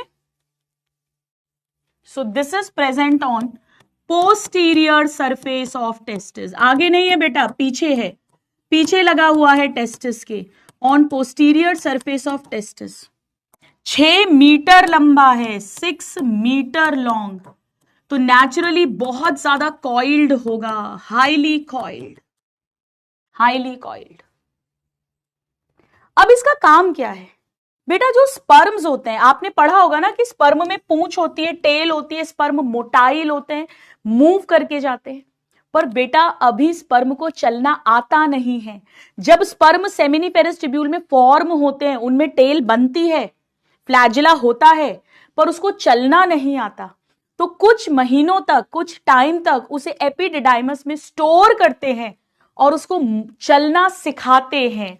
यानी यहां पर होता है temporary storage and maturation, physiological maturation, उसे मूवमेंट सिखाते हैं, फंक्शनल सिखाते हैं, चलते कैसे हैं, functional maturation of sperms, functional maturation of sperms.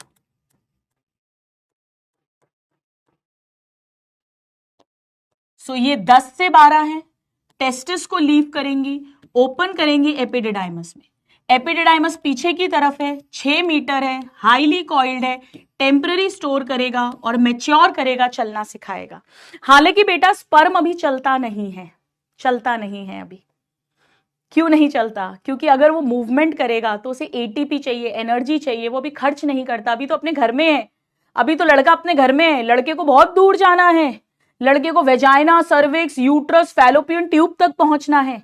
तो उसे कहते भैया जब तू घर के बाहर जाएगा तब तू एनर्जी खर्च करना, तब तू खाना खर्च करना, तब तू शुगर को तोड़ना, एटीपी बनाना, काम करना, अभी तो तू घर में ही है। तो जो एपिडिडाइमस और वासा डिफरेंस इन सब की मसल्स हैं वॉल में, वो कॉन्ट्रैक्ट रिलैक्स करके धक्का देते हुए स्पर्म को आगे भेजती हैं।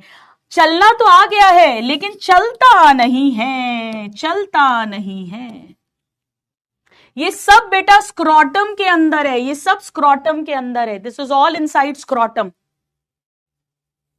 अब इसके बाद स्पर्म पहुंचेगा वासा डिफरेंस में, वासा डिफरेंस। अब आप इसे वासा डिफरेंस बोलो, वास डिफरेंस बोलो, वासा डिफरेंशिया बोलो, एक ही बात है। ये इफरेंशिया है, ये डिफरेंशिया या डिफरेंस है। एक मिनट देना बेटा प्लीज मुझे। भैया वो स्क्रीन बंद हो गई, एक बार देख, बेल नहीं बज रही है एक्चुअली। चलिए, वासा डिफरेंस बेटा ध्यान से समझना।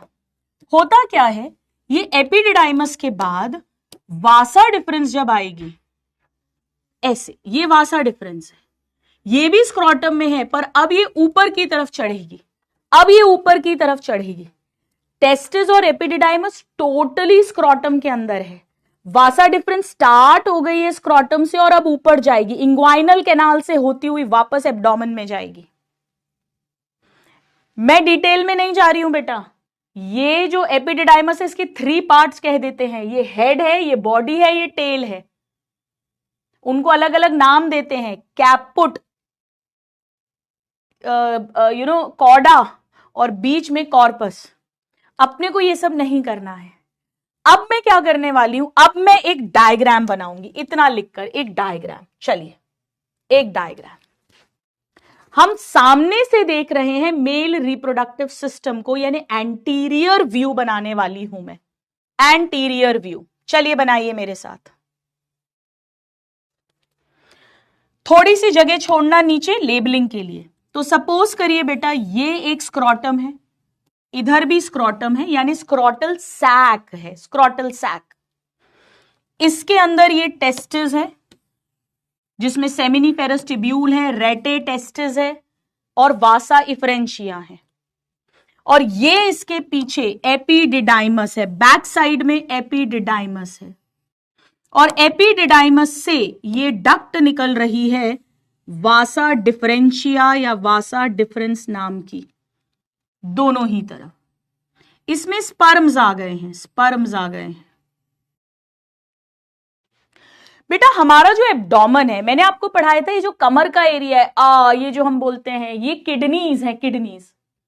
किडनी के नीचे जाओगे तो यूरेटर आएगा और यूरेटर यूरिन को डालेगा यूरिनरी ब्लैडर में। ये कितने लोगों को याद है? यानी सपोज करिए अगर मुझे यहां बनाना है तो ये मान लो यूरिनरी ब्लैडर है, यूरिनरी ब्लैडर, और ये यूरेटर आ रहे हैं, ये यूरेटर आ रहे हैं, यूरेटर, ये किडनी से यूरिन ला रहे हैं, यूरिन। सो ये है यूरेटर, इसके अंदर यूरिन है बेटा, यूरिन। इसका मेल रिप्रोडक्शन से कोई लेना देना नहीं है। अब होगा क्या, उसी इंग्वाइनल कैनाल के थ्रू वासा डिफरेंस वापस ऊपर चढ़ेगी और ब्लैडर के अंदर एंटर करेगी नहीं, ब्लैडर के पीछे है वो। समझना, रुको मैं बताती हूं। जैसे फॉर एग्जाम्पल अगर ये ब्लैडर है, ये तो यूरेटर आ रहा है, यूरेटर अपनी यूरिन ब्लैडर के अंदर डाल रहा है, पर वासा डिफरेंस ब्लैडर के पीछे आएगी, पीछे बैक साइड में। और बैक साइड में बेटा एक इधर और एक इधर अटैच्ड हैं सेमिनल वसाइकल ग्लैंड। 2 ग्लैंड्स हैं सेमिनल वसाइकल, इधर भी इधर भी। तो वासा डिफरेंस आएगा और पीछे अटैच्ड है सेमिनल वसाइकल ग्लैंड। तो सेमिनल वसाइकल ग्लैंड जो भी कुछ प्रोड्यूस करेगा वो एक डक्ट के through, it is an exocrine gland, वो डक्ट में आएगा। और इधर वासा डिफरेंस डक्ट आ रही है जिसमें स्पर्म है। तो सेमिनल वसाइकल की डक्ट और वासा डिफरेंस की डक्ट दोनों ज्वाइन हो जाएंगे, तब हम उसे कहेंगे इजैक्यूलेटरी डक्ट। इसके अंदर स्पर्म्स हैं जो वासा डिफरेंस लाई है, और इसके अंदर सेमिनल वसाइकल का भी सिक्रीशन है, प्रोडक्शन है। सेम ऐसा ही इस तरफ भी होगा, यानी 2 इजैकुलेटरी डक्ट बन जाएंगी। तो वासा डिफरेंस ने असेंड करा, एब्डोमेन में आया, लूप किया, पोस्टीरियर सरफेस ऑफ ब्लैडर पे आया, सेमिनल वसाइकल की डक्ट ने ज्वाइन किया और इजैकुलेटरी डक्ट फॉर्म कर ली। यानी स्पर्म्स अब इजैकुलेटरी डक्ट के अंदर आ गए हैं, ब्लैडर के अंदर नहीं खुली है। वासा डिफरेंस ध्यान रखना, उसके अंदर नहीं खुली है। यानी इसके पोस्टीरियर साइड पर अगर हम माने ये एक और ये दूसरा सेमिनल वसाइकल है और ये सेमिनल वसाइकल की डक्ट्स हैं बेटा, डक्ट्स, तो ये जो वासा डिफरेंस है ये ऐसे गई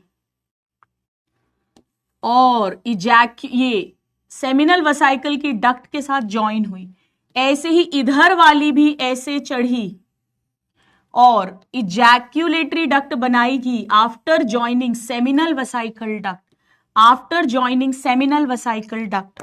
तो एक ये बनी इजैक्यूलेटरी डक्ट और एक ये बनी इजैक्यूलेटरी डक्ट, ऐसे शो कर देते हैं, ऐसे। मैं लेबल करती हूं, ये स्क्रॉटल सैक या स्क्रॉटम है, ये इसके अंदर टेस्टिस है, ये टेस्टिस से स्पर्म्स आए इपिडिडाइमस में और वहां से ये आए वासा डिफरेंस में। अभी तक सब चीजें स्क्रॉटम के ही अंदर हैं, पर वासा डिफरेंस अब ऊपर जाएगी, एब्डोमेन में पहुंचेगी और वहां जाकर ये ब्लैडर के पीछे पहुंचेगी और वहां पर सेमिनल वसाइकल ग्लैंड है 1 पेयर, उनके डक्ट के साथ ज्वाइन करेगी और वो बना देगी इजैक्यूलेटरी डक्ट, इजैक्यूलेटरी डक्ट। ये सब कुछ इस ब्लैडर के पीछे है, यूरिनरी ब्लैडर के बैक साइड में है, उसके अंदर स्पर्म नहीं जा रहे हैं, ध्यान रखना। Bladder is not a part of reproductive system, ureter is not a part of reproductive system. इनके अंदर केवल यूरिन है, ये एक्सक्रीटरी सिस्टम का ही पार्ट है। मजे आ रहे हैं? यूरेटर्स 2 होते हैं बेटा, ब्लैडर 1 होता है, सेमिनल वसाइकल 2 होते हैं, वासा डिफरेंस 2 होंगी राइट एंड लेफ्ट साइड की, इपिडिडाइमस 2 होंगे, टेस्टिस 2 होंगे और 2 ही इजैकुलेटरी डक्ट बनेंगे। So ejaculatory duct is equal to vasa deferens plus seminal vesicle duct, अगर मुझे शॉर्ट में लिखना है।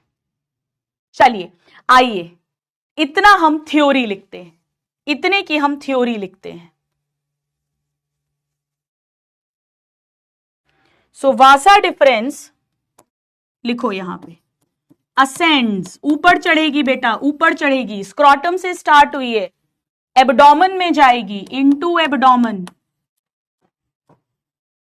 और वहां पर ब्लैडर के पीछे लूप बनाएगी, पहले असेंड्स इनटू एब्डोमेन, लूप बनाएगी, ऐसा loops over urinary bladder, loops over urinary bladder, into नहीं है बेटा, ओवर है, ओवर, उसके पीछे जाएगी, receives, receives duct from seminal vesicle, receives duct from seminal vesicle, duct from seminal vesicle और फिर इजैकुलेटरी डक्ट बना के यूरेथ्रा में ओपन करेगी। So and opens into urethra, opens into urethra as ejaculatory duct, as ejaculatory duct, मतलब पहले ejaculatory duct बनेगी, फिर ये वो यूरेथ्रा में ओपन करेगी, जो अभी मैं सिखाऊंगी आपको, अभी सिखाऊंगी बेटा। तो वासा डिफरेंस स्पर्म लाया, सेमिनल वसाइकल का जो भी प्रोडक्शन है वो मिला, इजैकुलेटरी डक्ट में आ गया, अब वो यूरेथ्रा में कंटिन्यू करेगी। लिख लो यहां तक, एक एक शब्द एनसीईआरटी की लाइन है बेटा।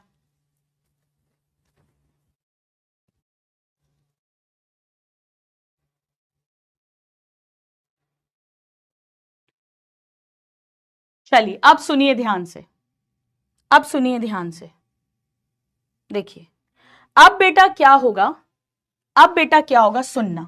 ये पूरा यूरेथ्रा है, ये पूरा यूरेथ्रा है, ये यूरेथ्रा का फाइनल छेद है। तो जो भी सिक्रीशन है अब वो यूरेथ्रा में आ गया। यूरेथ्रा एक है बेटा, सिंगल है, सिंगल एक यूरेथ्रा है। अब मेरी बात फुल कंसंट्रेशन से सुनना बेटा।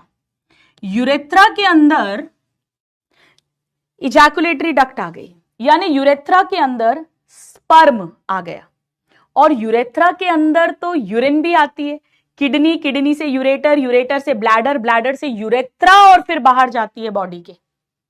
यानी बेटा यूरेथ्रा के अंदर सीमन, स्पर्म भी आएंगे, अभी इतना समझ लो, और यूरेथ्रा के अंदर यूरिन भी आएगी। यानी यूरेथ्रा है यूरिनोजेनाइटल डक्ट।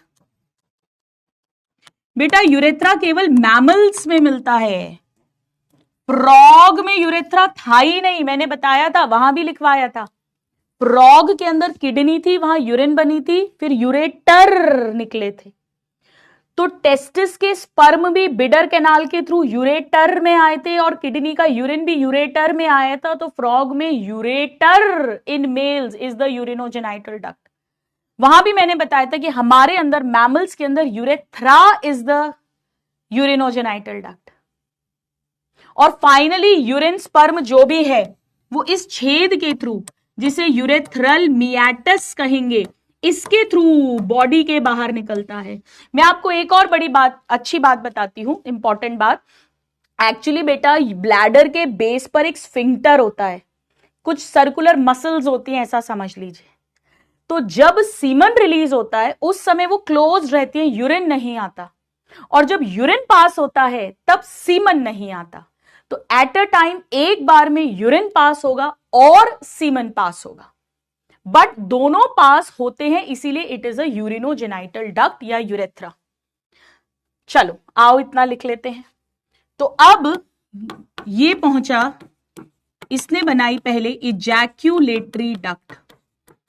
इजैकुलेटरी डक्ट कैसे बनी है, कोई मुश्किल बात नहीं है, बिल्कुल सिंपल सी बात है। वासा डिफरेंस जो स्पर्म लाया है प्लस सेमिनल वसाइकल की डक्ट में जो कुछ भी बना है, और अब ये ओपन होगी यूरेथ्रा में। ब्लैडर भी यूरेथ्रा में ओपन होता है बेटा, इजैकुलेटरी डक्ट भी यूरेथ्रा में ओपन होती है।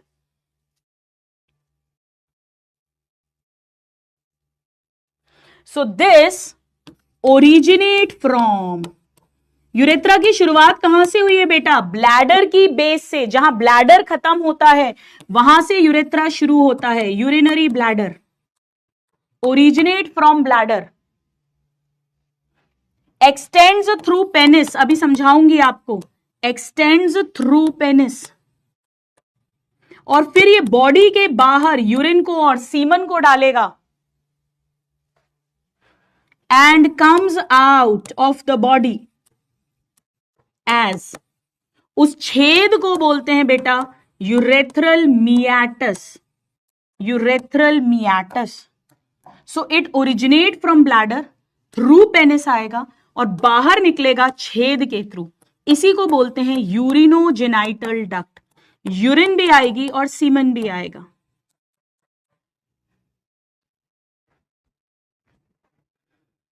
मेरी बात फुल कंसंट्रेशन से सुनिए, मैंने यही तो लिखवाया था कि स्पर्म के लिए जो एसेसरी डक्ट्स हैं उसमें रेटेटेस्टिस में सबसे पहले स्पर्म्स आएंगे सेमिनिफेरस ट्यूब्यूल से, फिर वासा इफ्रेंशिया में आएंगे, फिर एपिडिडाइमस में आएंगे, फिर वासा डिफरेंस में आएंगे, फिर ये वापस एब्डोमेन में जाएगी, ब्लैडर के पीछे लूप करेगी, फिर इसे सेमिनल वेसाइकल की डक्ट मिलेगी तो बन जाएगी इजैकुलेटरी डक्ट, और फिर वो यूरेथ्रा में ओपन होगा और उसके थ्रू सीमन बाहर निकलेगा। तो rete testis, vasa efferentia, epididymis, vasa deferens, ejaculatory duct and urethra.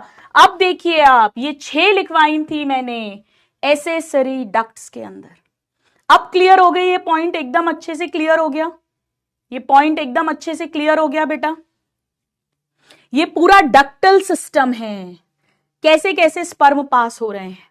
अब आप यहां देखो, मैं बार बार कभी स्पर्म शब्द कह रही हूं, कभी सीमन शब्द कह रही हूं। आओ उसको हम समझते हैं, आओ उसको हम समझते हैं। बेटा एक्चुअली होता क्या है, बड़ा ध्यान से समझना। जैसे ही ब्लैडर की बेस है, यहां पर भी एक बड़ा सा ग्लैंड होता है, ये सिंगल ग्लैंड है बेटा, मैं ऐसा बना देती हूं, सिंगल ग्लैंड, इसे बोलते हैं प्रोस्टेट ग्लैंड।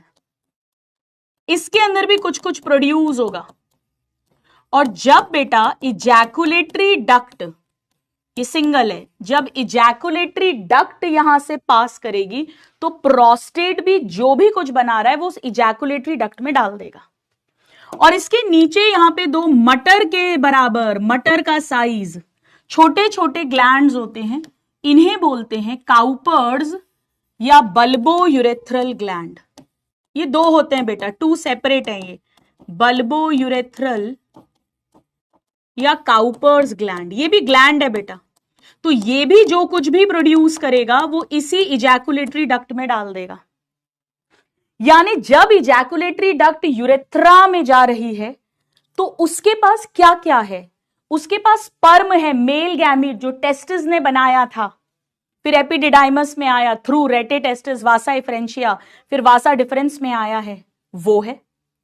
दूसरा सेमिनल वसाइकल ने जो कुछ भी बनाया वो है, प्रोस्टेट ने जो कुछ भी प्रोड्यूस करा वो है, और बल्बोयूरेथ्रल ने जो कुछ भी प्रोड्यूस करा वो है। इसे टोटल मिलाकर सीमन कहते हैं, टोटल सीमन कहते हैं। तो सीमन के अंदर एक तो स्पर्म है, मेल गैमीट, और बाकी तीनों ग्लैंड्स का जितना भी प्रोडक्शन है उसे सेमिनल प्लाज्मा कहते हैं। तो seminal plasma plus sperm is equal to semen. बेटा ऐसा कई बार होता है कि सीमन तो प्रोड्यूस हो रहा है लेकिन उसमें स्पर्म नहीं है। जी हां, आगे जाके पढ़ेंगे आप, प्राइमरी टेस्टिकुलर फेलियर होता है, टेस्टिस स्पर्म बना ही नहीं पा रहा है, या टेस्टिस है ही नहीं, क्रिप्टोर्किडिज्म है, बचपन में सर्जरी नहीं हुई थी तो स्पर्म बनेंगे ही नहीं।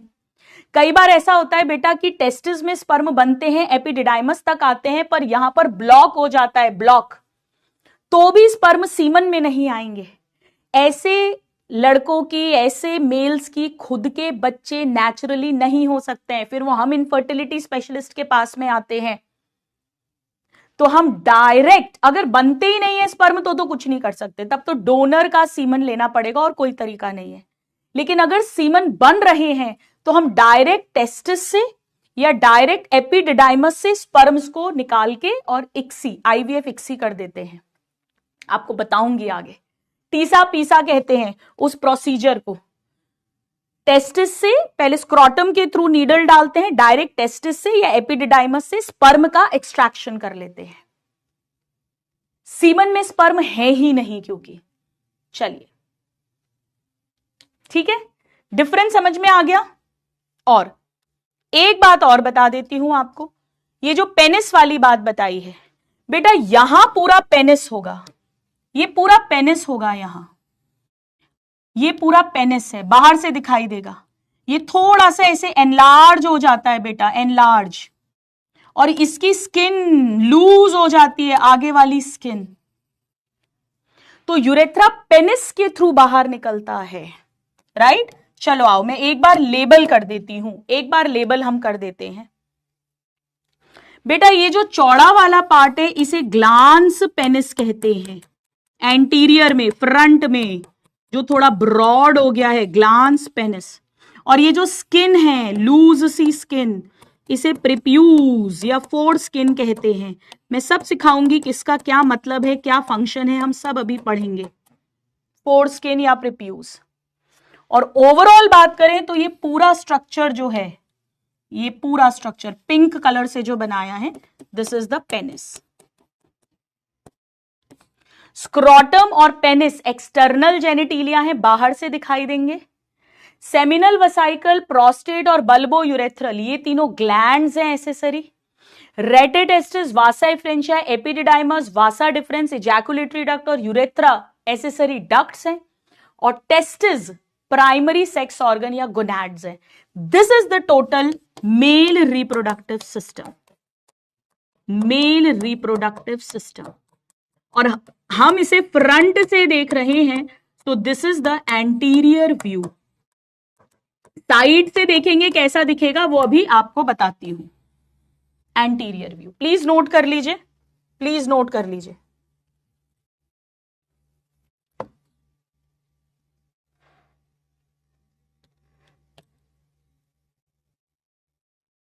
नोट कर लो बेटा।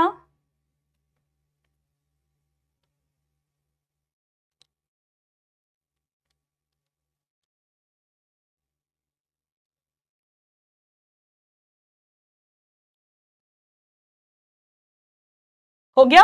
चलो, अब एनसीईआरटी ने कैसे लिखा है, एनसीईआरटी की लैंग्वेज आपको बताती हूं बेटा।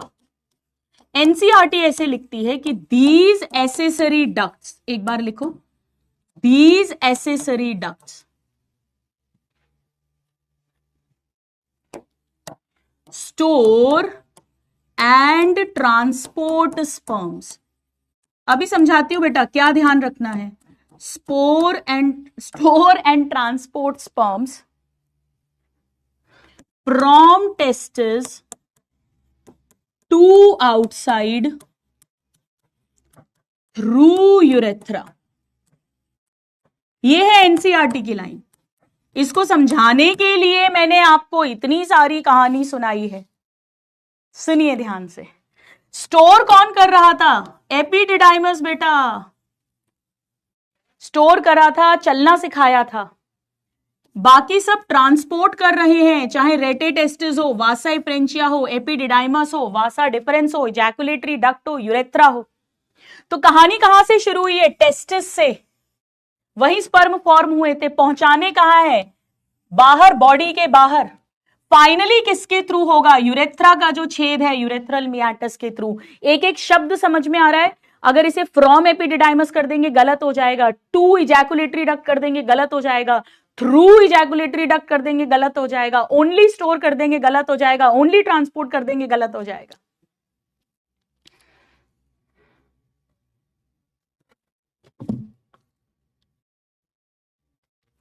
चलिए, अब आइए बेटा, क्विकली हम एक बात लिख लेते हैं कि सीमन क्या होता है। प्लीज लिखिए, semen is equal to sperms जो टेस्टिस में प्रोड्यूस हुए हैं, फिर एपिडिडाइमस में आए, फिर वासा डिफरेंस लेकर जा रही है, प्लस सेमिनल प्लाज्मा। और सेमिनल प्लाज्मा का क्या मतलब है? What is seminal plasma? Secretions of accessory glands, secretions of accessory glands, यानी वही सेमिनल वसाइकल, प्रोस्टेट एंड काउपर्स के जो भी सिक्रीशंस हैं, सिक्रीशंस ऑफ एसेसरी ग्लैंड्स, इसे टोटल मिलाकर सीमन कहते हैं। बेटा सीमन अल्कलाइन होता है हमारे ब्लड की तरह, और इसका पीएच होता है अराउंड वही सेम ब्लड जैसा ही 7.4। अब क्या क्या है एसेसरी ग्लैंड्स के सिक्रीशन में, ये बात हमारी एनसीईआरटी में दी है।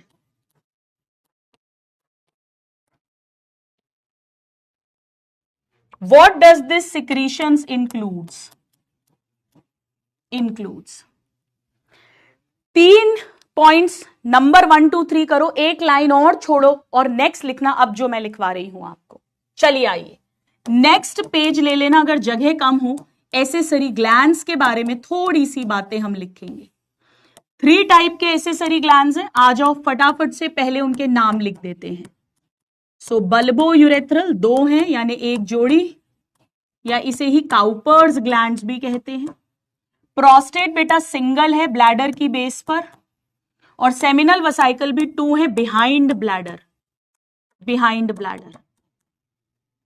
चलो प्यारे नादान परिंदों, इनके बारे में लिख लेते हैं।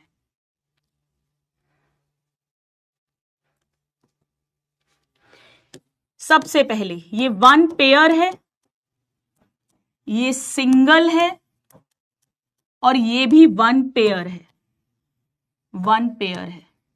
तो पहले हमने नंबर लिख लिया, ये आना चाहिए बेटा, ये एनसीईआरटी में दिया है। नाउ ये बेटा ब्लैडर में पीछे है डॉर्सल, और साइड्स में भी है, मतलब पीछे एकदम पीछे नहीं है, एक इधर पीछे है बट साइड में है, तो हम कहेंगे डॉर्सो और लेटरल। ये एनसीईआरटी में नहीं दिया बेटा, ये शब्द एनसीईआरटी में नहीं दिया, पर अपने को तो आना चाहिए। और ये ब्लैडर की बेस पर है, बेस ऑफ ब्लैडर पे, और प्रोस्टेट के नीचे बल्बो यूरेथ्रल बनाए थे मैंने, 2 मटर के बराबर, 2 मटर के बराबर, so this is below prostate. बेटा ये एनसीईआरटी में नहीं दिया है इनकी लोकेशन, पर हमें आनी चाहिए, रटना नहीं है। सो ये 1 पेयर है, ये सिंगल है, ये भी 1 पेयर है। नाउ ध्यान से सुनना बेटा, जितना भी टोटल सेमिनल प्लाज्मा यानी सीमन बनना है, स्पर्म तो वासा डिफरेंस लाएगा, उसका 60 से 70% ये बनाएगा, 20 से 30% ये बनाएगा, और बचा हुआ 5-10% ये बनाएगा। याद रखना बहुत आसान है, सबसे ऊपर सेमिनल वेसाइकल मैक्सिमम बनाएगा, फिर प्रोस्टेट उससे कम बनाएगा, और फिर बल्बो यूरेथ्रल सबसे कम बनाएगा। ठीक है, सो 60 to 70% ऑफ सीमन यानी जो सेमिनल प्लाज्मा है वो ये बनाएगा, 20 से 25% सीमन ये कंट्रीब्यूट करेगा, और बचा कुचा 5 से 10% इधर से आता है। ये भी एनसीईआरटी में नहीं दिया, ये पॉइंट दिया है एनसीईआरटी में, और अब जो बताऊंगी वो पॉइंट भी इंपॉर्टेंट है। नाउ बेटा यहां से फ्रक्टोज निकलता है, फ्रक्टोज। एक बात ध्यान से सुनना, नॉर्मली नाउ बेटा यहां से फ्रक्टोज निकलता है, फ्रक्टोज। एक बात ध्यान से सुनना, नॉर्मली कोई सेल ग्लूकोज यूज करता है मोस्ट कॉमनली, रेस्पिरेशन करके, ब्रेकडाउन करके एटीपी बनाने के लिए, पर जो स्पर्म है बेटा वो फ्रक्टोज यूज करता है। ये पूरा semen vagina, cervix, uterus, fallopian tube तक जाएगा, तो उसके अंदर जो फ्रक्टोज है, शुगर है, मोनोसेक्राइड शुगर, ग्लूकोज नहीं फ्रक्टोज, उसे ब्रेक डाउन करके उससे एटीपी एनर्जी लेकर और फिर जो स्पर्म है वो अपनी मूवमेंट करेगा और आगे बढ़ेगा। बेटा रेप टेस्ट जब किया जाता है तो फ्रक्टोज की ही टेस्टिंग करते हैं। अगर फीमेल की वेजाइना में फ्रक्टोज मिल जाए मतलब वहां पर सीमन डिपॉजिट हुआ है, मतलब सेक्सुअल कॉइटस हुआ है। अब वो वॉलेंट्री हुआ है, कंसेंशुअल दोनों की मर्जी से हुआ है या जबरदस्ती हुआ है, वो एक अलग मैटर है, but presence of semen can be proved by the presence of fructose in the vagina of the female. हमारे बॉडी में और कहीं भी फ्रक्टोज किसी भी फ्लूइड में नहीं मिलता एक्सेप्ट सीमन। तो ये तय बात है कि वो सीमन डिपॉजिट हुआ है। ये बेटा कैल्शियम प्रोड्यूस करेगा, कैल्शियम भी जरूरी है। मम्मी बोलती है ना दूध पियो क्योंकि दूध में कैल्शियम है और कैल्शियम से हड्डियां मजबूत होंगी और हम तेज तेज दौड़ेंगे, इवन मसल कॉन्ट्रैक्शन के लिए भी कैल्शियम अंकल जरूरी थे। बेटा ऐसे ही स्पर्म की टेल को, फ्लैजिला को जो मूवमेंट करना है उसमें कैल्शियम की जरूरत पड़ती है, तो फ्रक्टोज चाहिए एटीपी के लिए और कैल्शियम भी चाहिए। बेटा ये म्यूकस प्रोड्यूस करता है, ये एनसीईआरटी में दिया है म्यूकस। म्यूकस मतलब चिपचिपा पदार्थ, श्लेष्म जिसे कहते हैं। एक्चुअली जब सीमन रिलीज होगा तो penis is inserted into the vagina of the female और वहां पे रबिंग ऑफ द पेनिस होगी, तो कहीं पेनिस की टिप इंजरी ना हो जाए, स्क्रैच ना आ जाए, ये पेनिस को लुब्रिकेट करने में हेल्प करता है। ये पॉइंट बेटा एनसीईआरटी में दिया है, it lubricates penis, lubricates penis. This is given in NCERT। मैं टिक मार्क लगा देती हूं। बेटा सिर्फ यही नहीं, और भी बहुत सारे केमिकल्स होते हैं इनके सिक्रीशंस के अंदर, जैसे एनसीईआरटी में नहीं दिया बट एक प्रोस्टाग्लैंडिन्स भी मिलते हैं, ये इंपॉर्टेंट है। प्रोस्टाग्लैंडिन्स बेटा डिराइव्ड लिपिड्स हैं। ये इसलिए होते हैं ताकि जब सीमन यानी स्पर्म यूट्रस तक पहुंचता है तो सीमन के अंदर जो प्रोस्टाग्लैंडिन्स हैं वो यूट्रस में हल्के हल्के कॉन्ट्रैक्शंस कराते हैं, जिससे स्पर्म को पुश मिलता है ऊपर जाने के लिए, एंटी ग्रेविटी जाना है। स्पर्म की टेल तो है ही, फ्लैजिला तो है ही मूवमेंट के लिए, उसके लिए कैल्शियम फ्रक्टोज तोड़ के एटीपी बनाना वो तो है ही।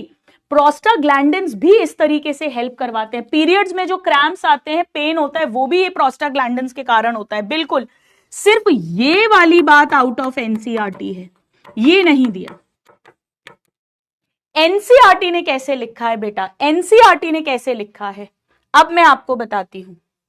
एनसीईआरटी ने कैसे लिखा है, एनसीईआरटी ने लिखा है इट इंक्लूड्स फ्रक्टोज जो सेमिनल वेसाइकल प्रोड्यूस करके डालेगा, कैल्शियम जो प्रोस्टेट डालेगा, एंड एंजाइम्स ऐसे लिख दिया। और भी बहुत सारे एंजाइम्स हैं बेटा, अपने को डिटेल में नहीं जाना है, बट ये एनसीईआरटी की लाइन है, ये हमें आना चाहिए।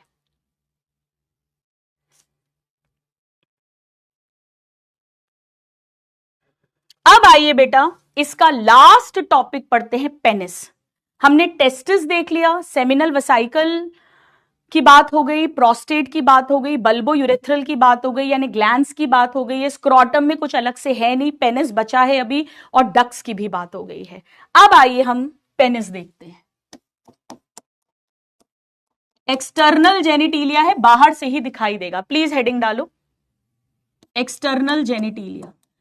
बेटा पेनिस ही है जो फीमेल वेजाइना के अंदर जाएगा, लिया, यानी कॉप्यूलेशन, कॉइटस इसी के थ्रू होगा। तो फीमेल के अंदर वेजाइना और मेल्स के अंदर पेनिस इज द कॉप्यूलेटरी ऑर्गन, हम कह सकते हैं कॉप्यूलेटरी ऑर्गन। जिसको जाना है जाओ, है ना बेटा, क्लास मत डिस्टर्ब करो आप। चलो अब बहुत ध्यान से सुनना बेटा।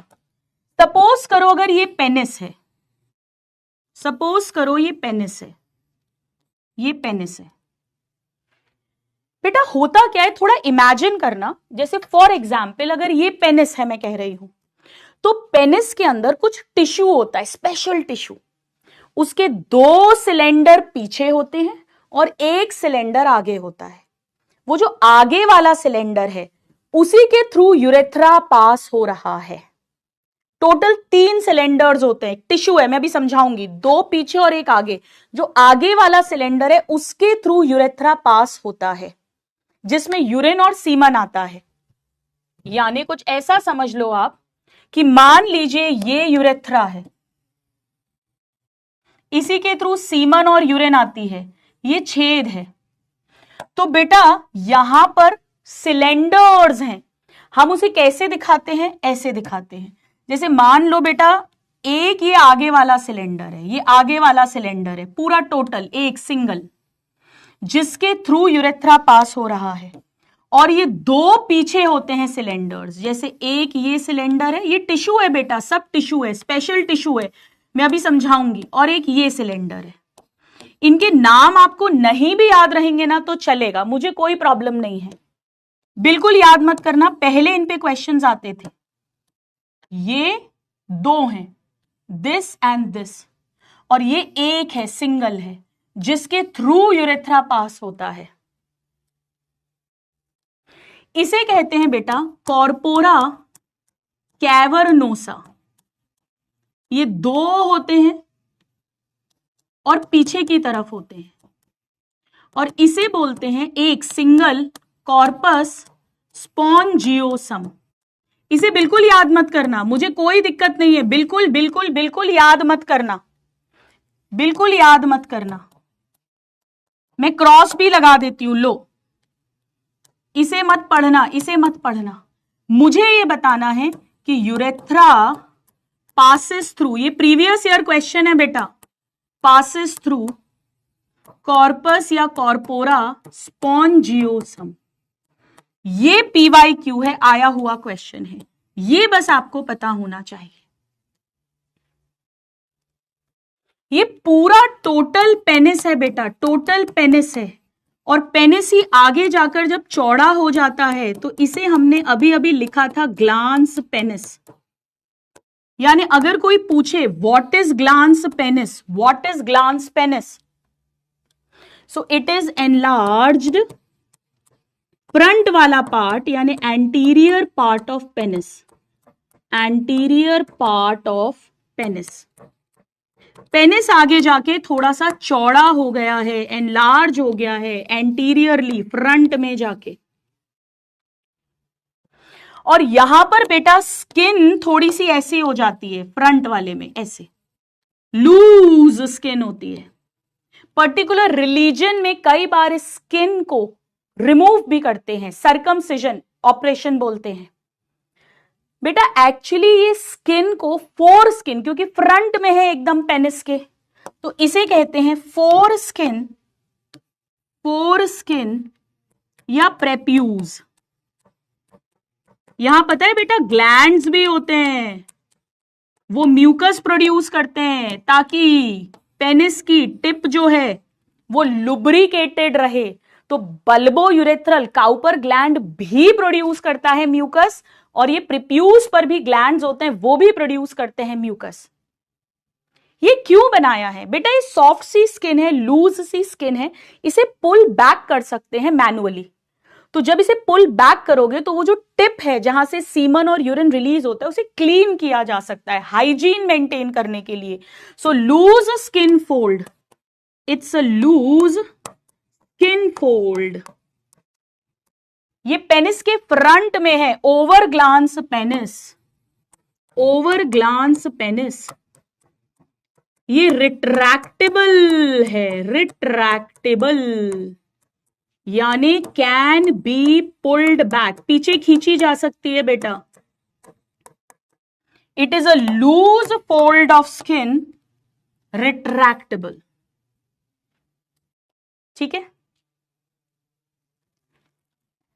नाउ बस थोड़ा सा और।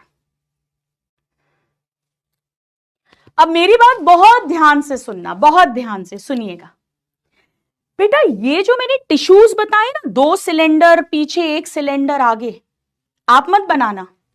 इनमें ना ऐसे बड़े बड़े खाली जगह होती हैं, खाली जगह, और यहां पे ब्लड सप्लाई होती है आर्टरीज की।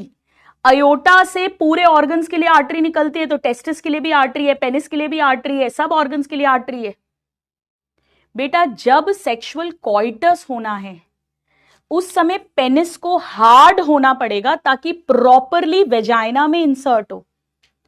तो उस समय होता क्या है, पैरासिम्पैथेटिक सिस्टम स्टिमुलेट होता है, वहां से एसिटाइल कोलिन रिलीज होता है, वो नाइट्रिक ऑक्साइड को इंक्रीज करवाता है, जो वेसल्स को, इनके अंदर जो खाली वेसल्स हैं, ब्लड वेसल्स हैं, उनको डायलेट करता है। तो ढेर सारा ब्लड आता है इन खाली जगह पर, और ये जब ब्लड आएगा तो ये जो सिलेंडर्स हैं ये ऐसे एनलार्ज होंगे, हार्ड होंगे, ब्लड से भरेंगे, तो पूरा पेनिस हार्ड हो जाएगा। ये जो पेनिस हार्ड हो गया है, एनलार्ज हो गया है, इसे बोलते हैं इरेक्शन ऑफ पेनिस। अगर पेनिस प्रॉपरली इरेक्ट नहीं करेगा तो प्रॉपरली वेजाइना के साथ कांटेक्ट नहीं बनेगा, तो प्रॉपरली सीमन रिलीज नहीं होगा, और अगर सीमन डिपॉजिट नहीं होगा तो प्रेगनेंसी का चांस रिड्यूस हो जाता है। तो ये इरेक्टाइल टिश्यू है क्योंकि ये पेनिस का इरेक्शन करवा रहा है, यानी पेनिस का एनलार्जमेंट कर रहा है, उसे हार्ड कर रहा है ताकि प्रॉपरली वेजाइना में इंसर्ट हो, ताकि सीमन रिलीज प्रॉपरली हो, इंसेमिनेशन प्रॉपरली हो।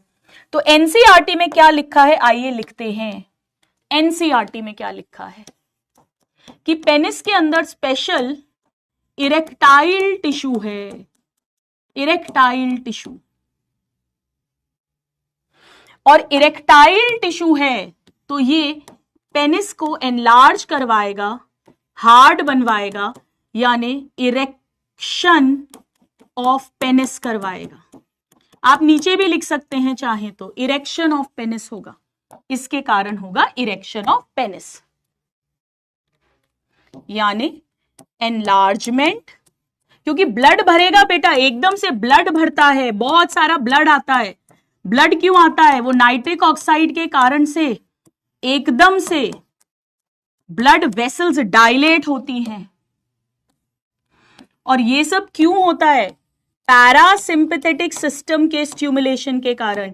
बेटा अगर आपको नर्वस सिस्टम याद आ रहा हो, जहां मैंने पैरासिम्पैथेटिक और सिंपैथेटिक पढ़ाया था बेटा, फाइनली जो सीमन रिलीज होगा ना, फोर्सफुली झटके से सीमन निकलता है, उसे इजैक्यूलेशन बोलते हैं।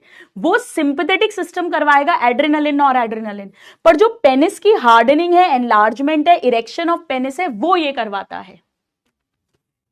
To facilitate insemination, to facilitate यानी हेल्प इन इंसेमिनेशन, सीमन का रिलीज जो होना है into the vagina, deposit transfer जो होना है। बेटा असर्शन रीजन का क्वेश्चन है, ये सारी एनसीईआरटी की लाइंस हैं। असर्शन रीजन का क्वेश्चन है, क्यों पेनिस एनलार्ज होता है, क्यों पेनिस इरेक्ट होता है? To help in, to facilitate insemination. ये पॉइंट मैं एक अलग से लिखवा रही हूं, ये इरेक्शन है, एक वर्ड होता है इजैक्यूलेशन। इजैक्यूलेशन का मतलब होता है झटके से जो सीमन रिलीज होता है, finally forceful release of semen. इसमें सिंपैथेटिक सिस्टम इन्वॉल्व होता है, पर पहले प्रॉपर इरेक्शन होना चाहिए बेटा, पहले प्रॉपर इरेक्शन होना चाहिए। यहां parasympathetic autonomic nervous system, ANS का फुल फॉर्म मत पूछ लेना मेरे से, ऑटोनॉमिक नर्वस सिस्टम पढ़ाया था बेटा।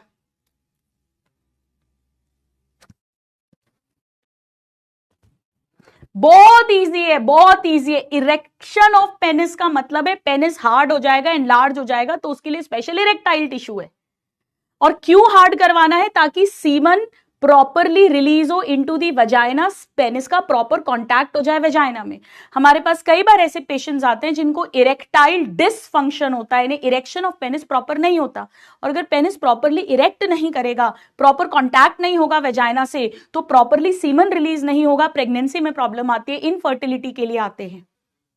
या कई बार इरेक्शन होता है पर इजैकुलेशन समय से पहले ही हो जाता है, बिफोर इरेक्शन, तो भी वो वेजाइना से बाहर निकल जाता है सीमन, उस केस में भी प्रेगनेंसी नहीं हो पाती है।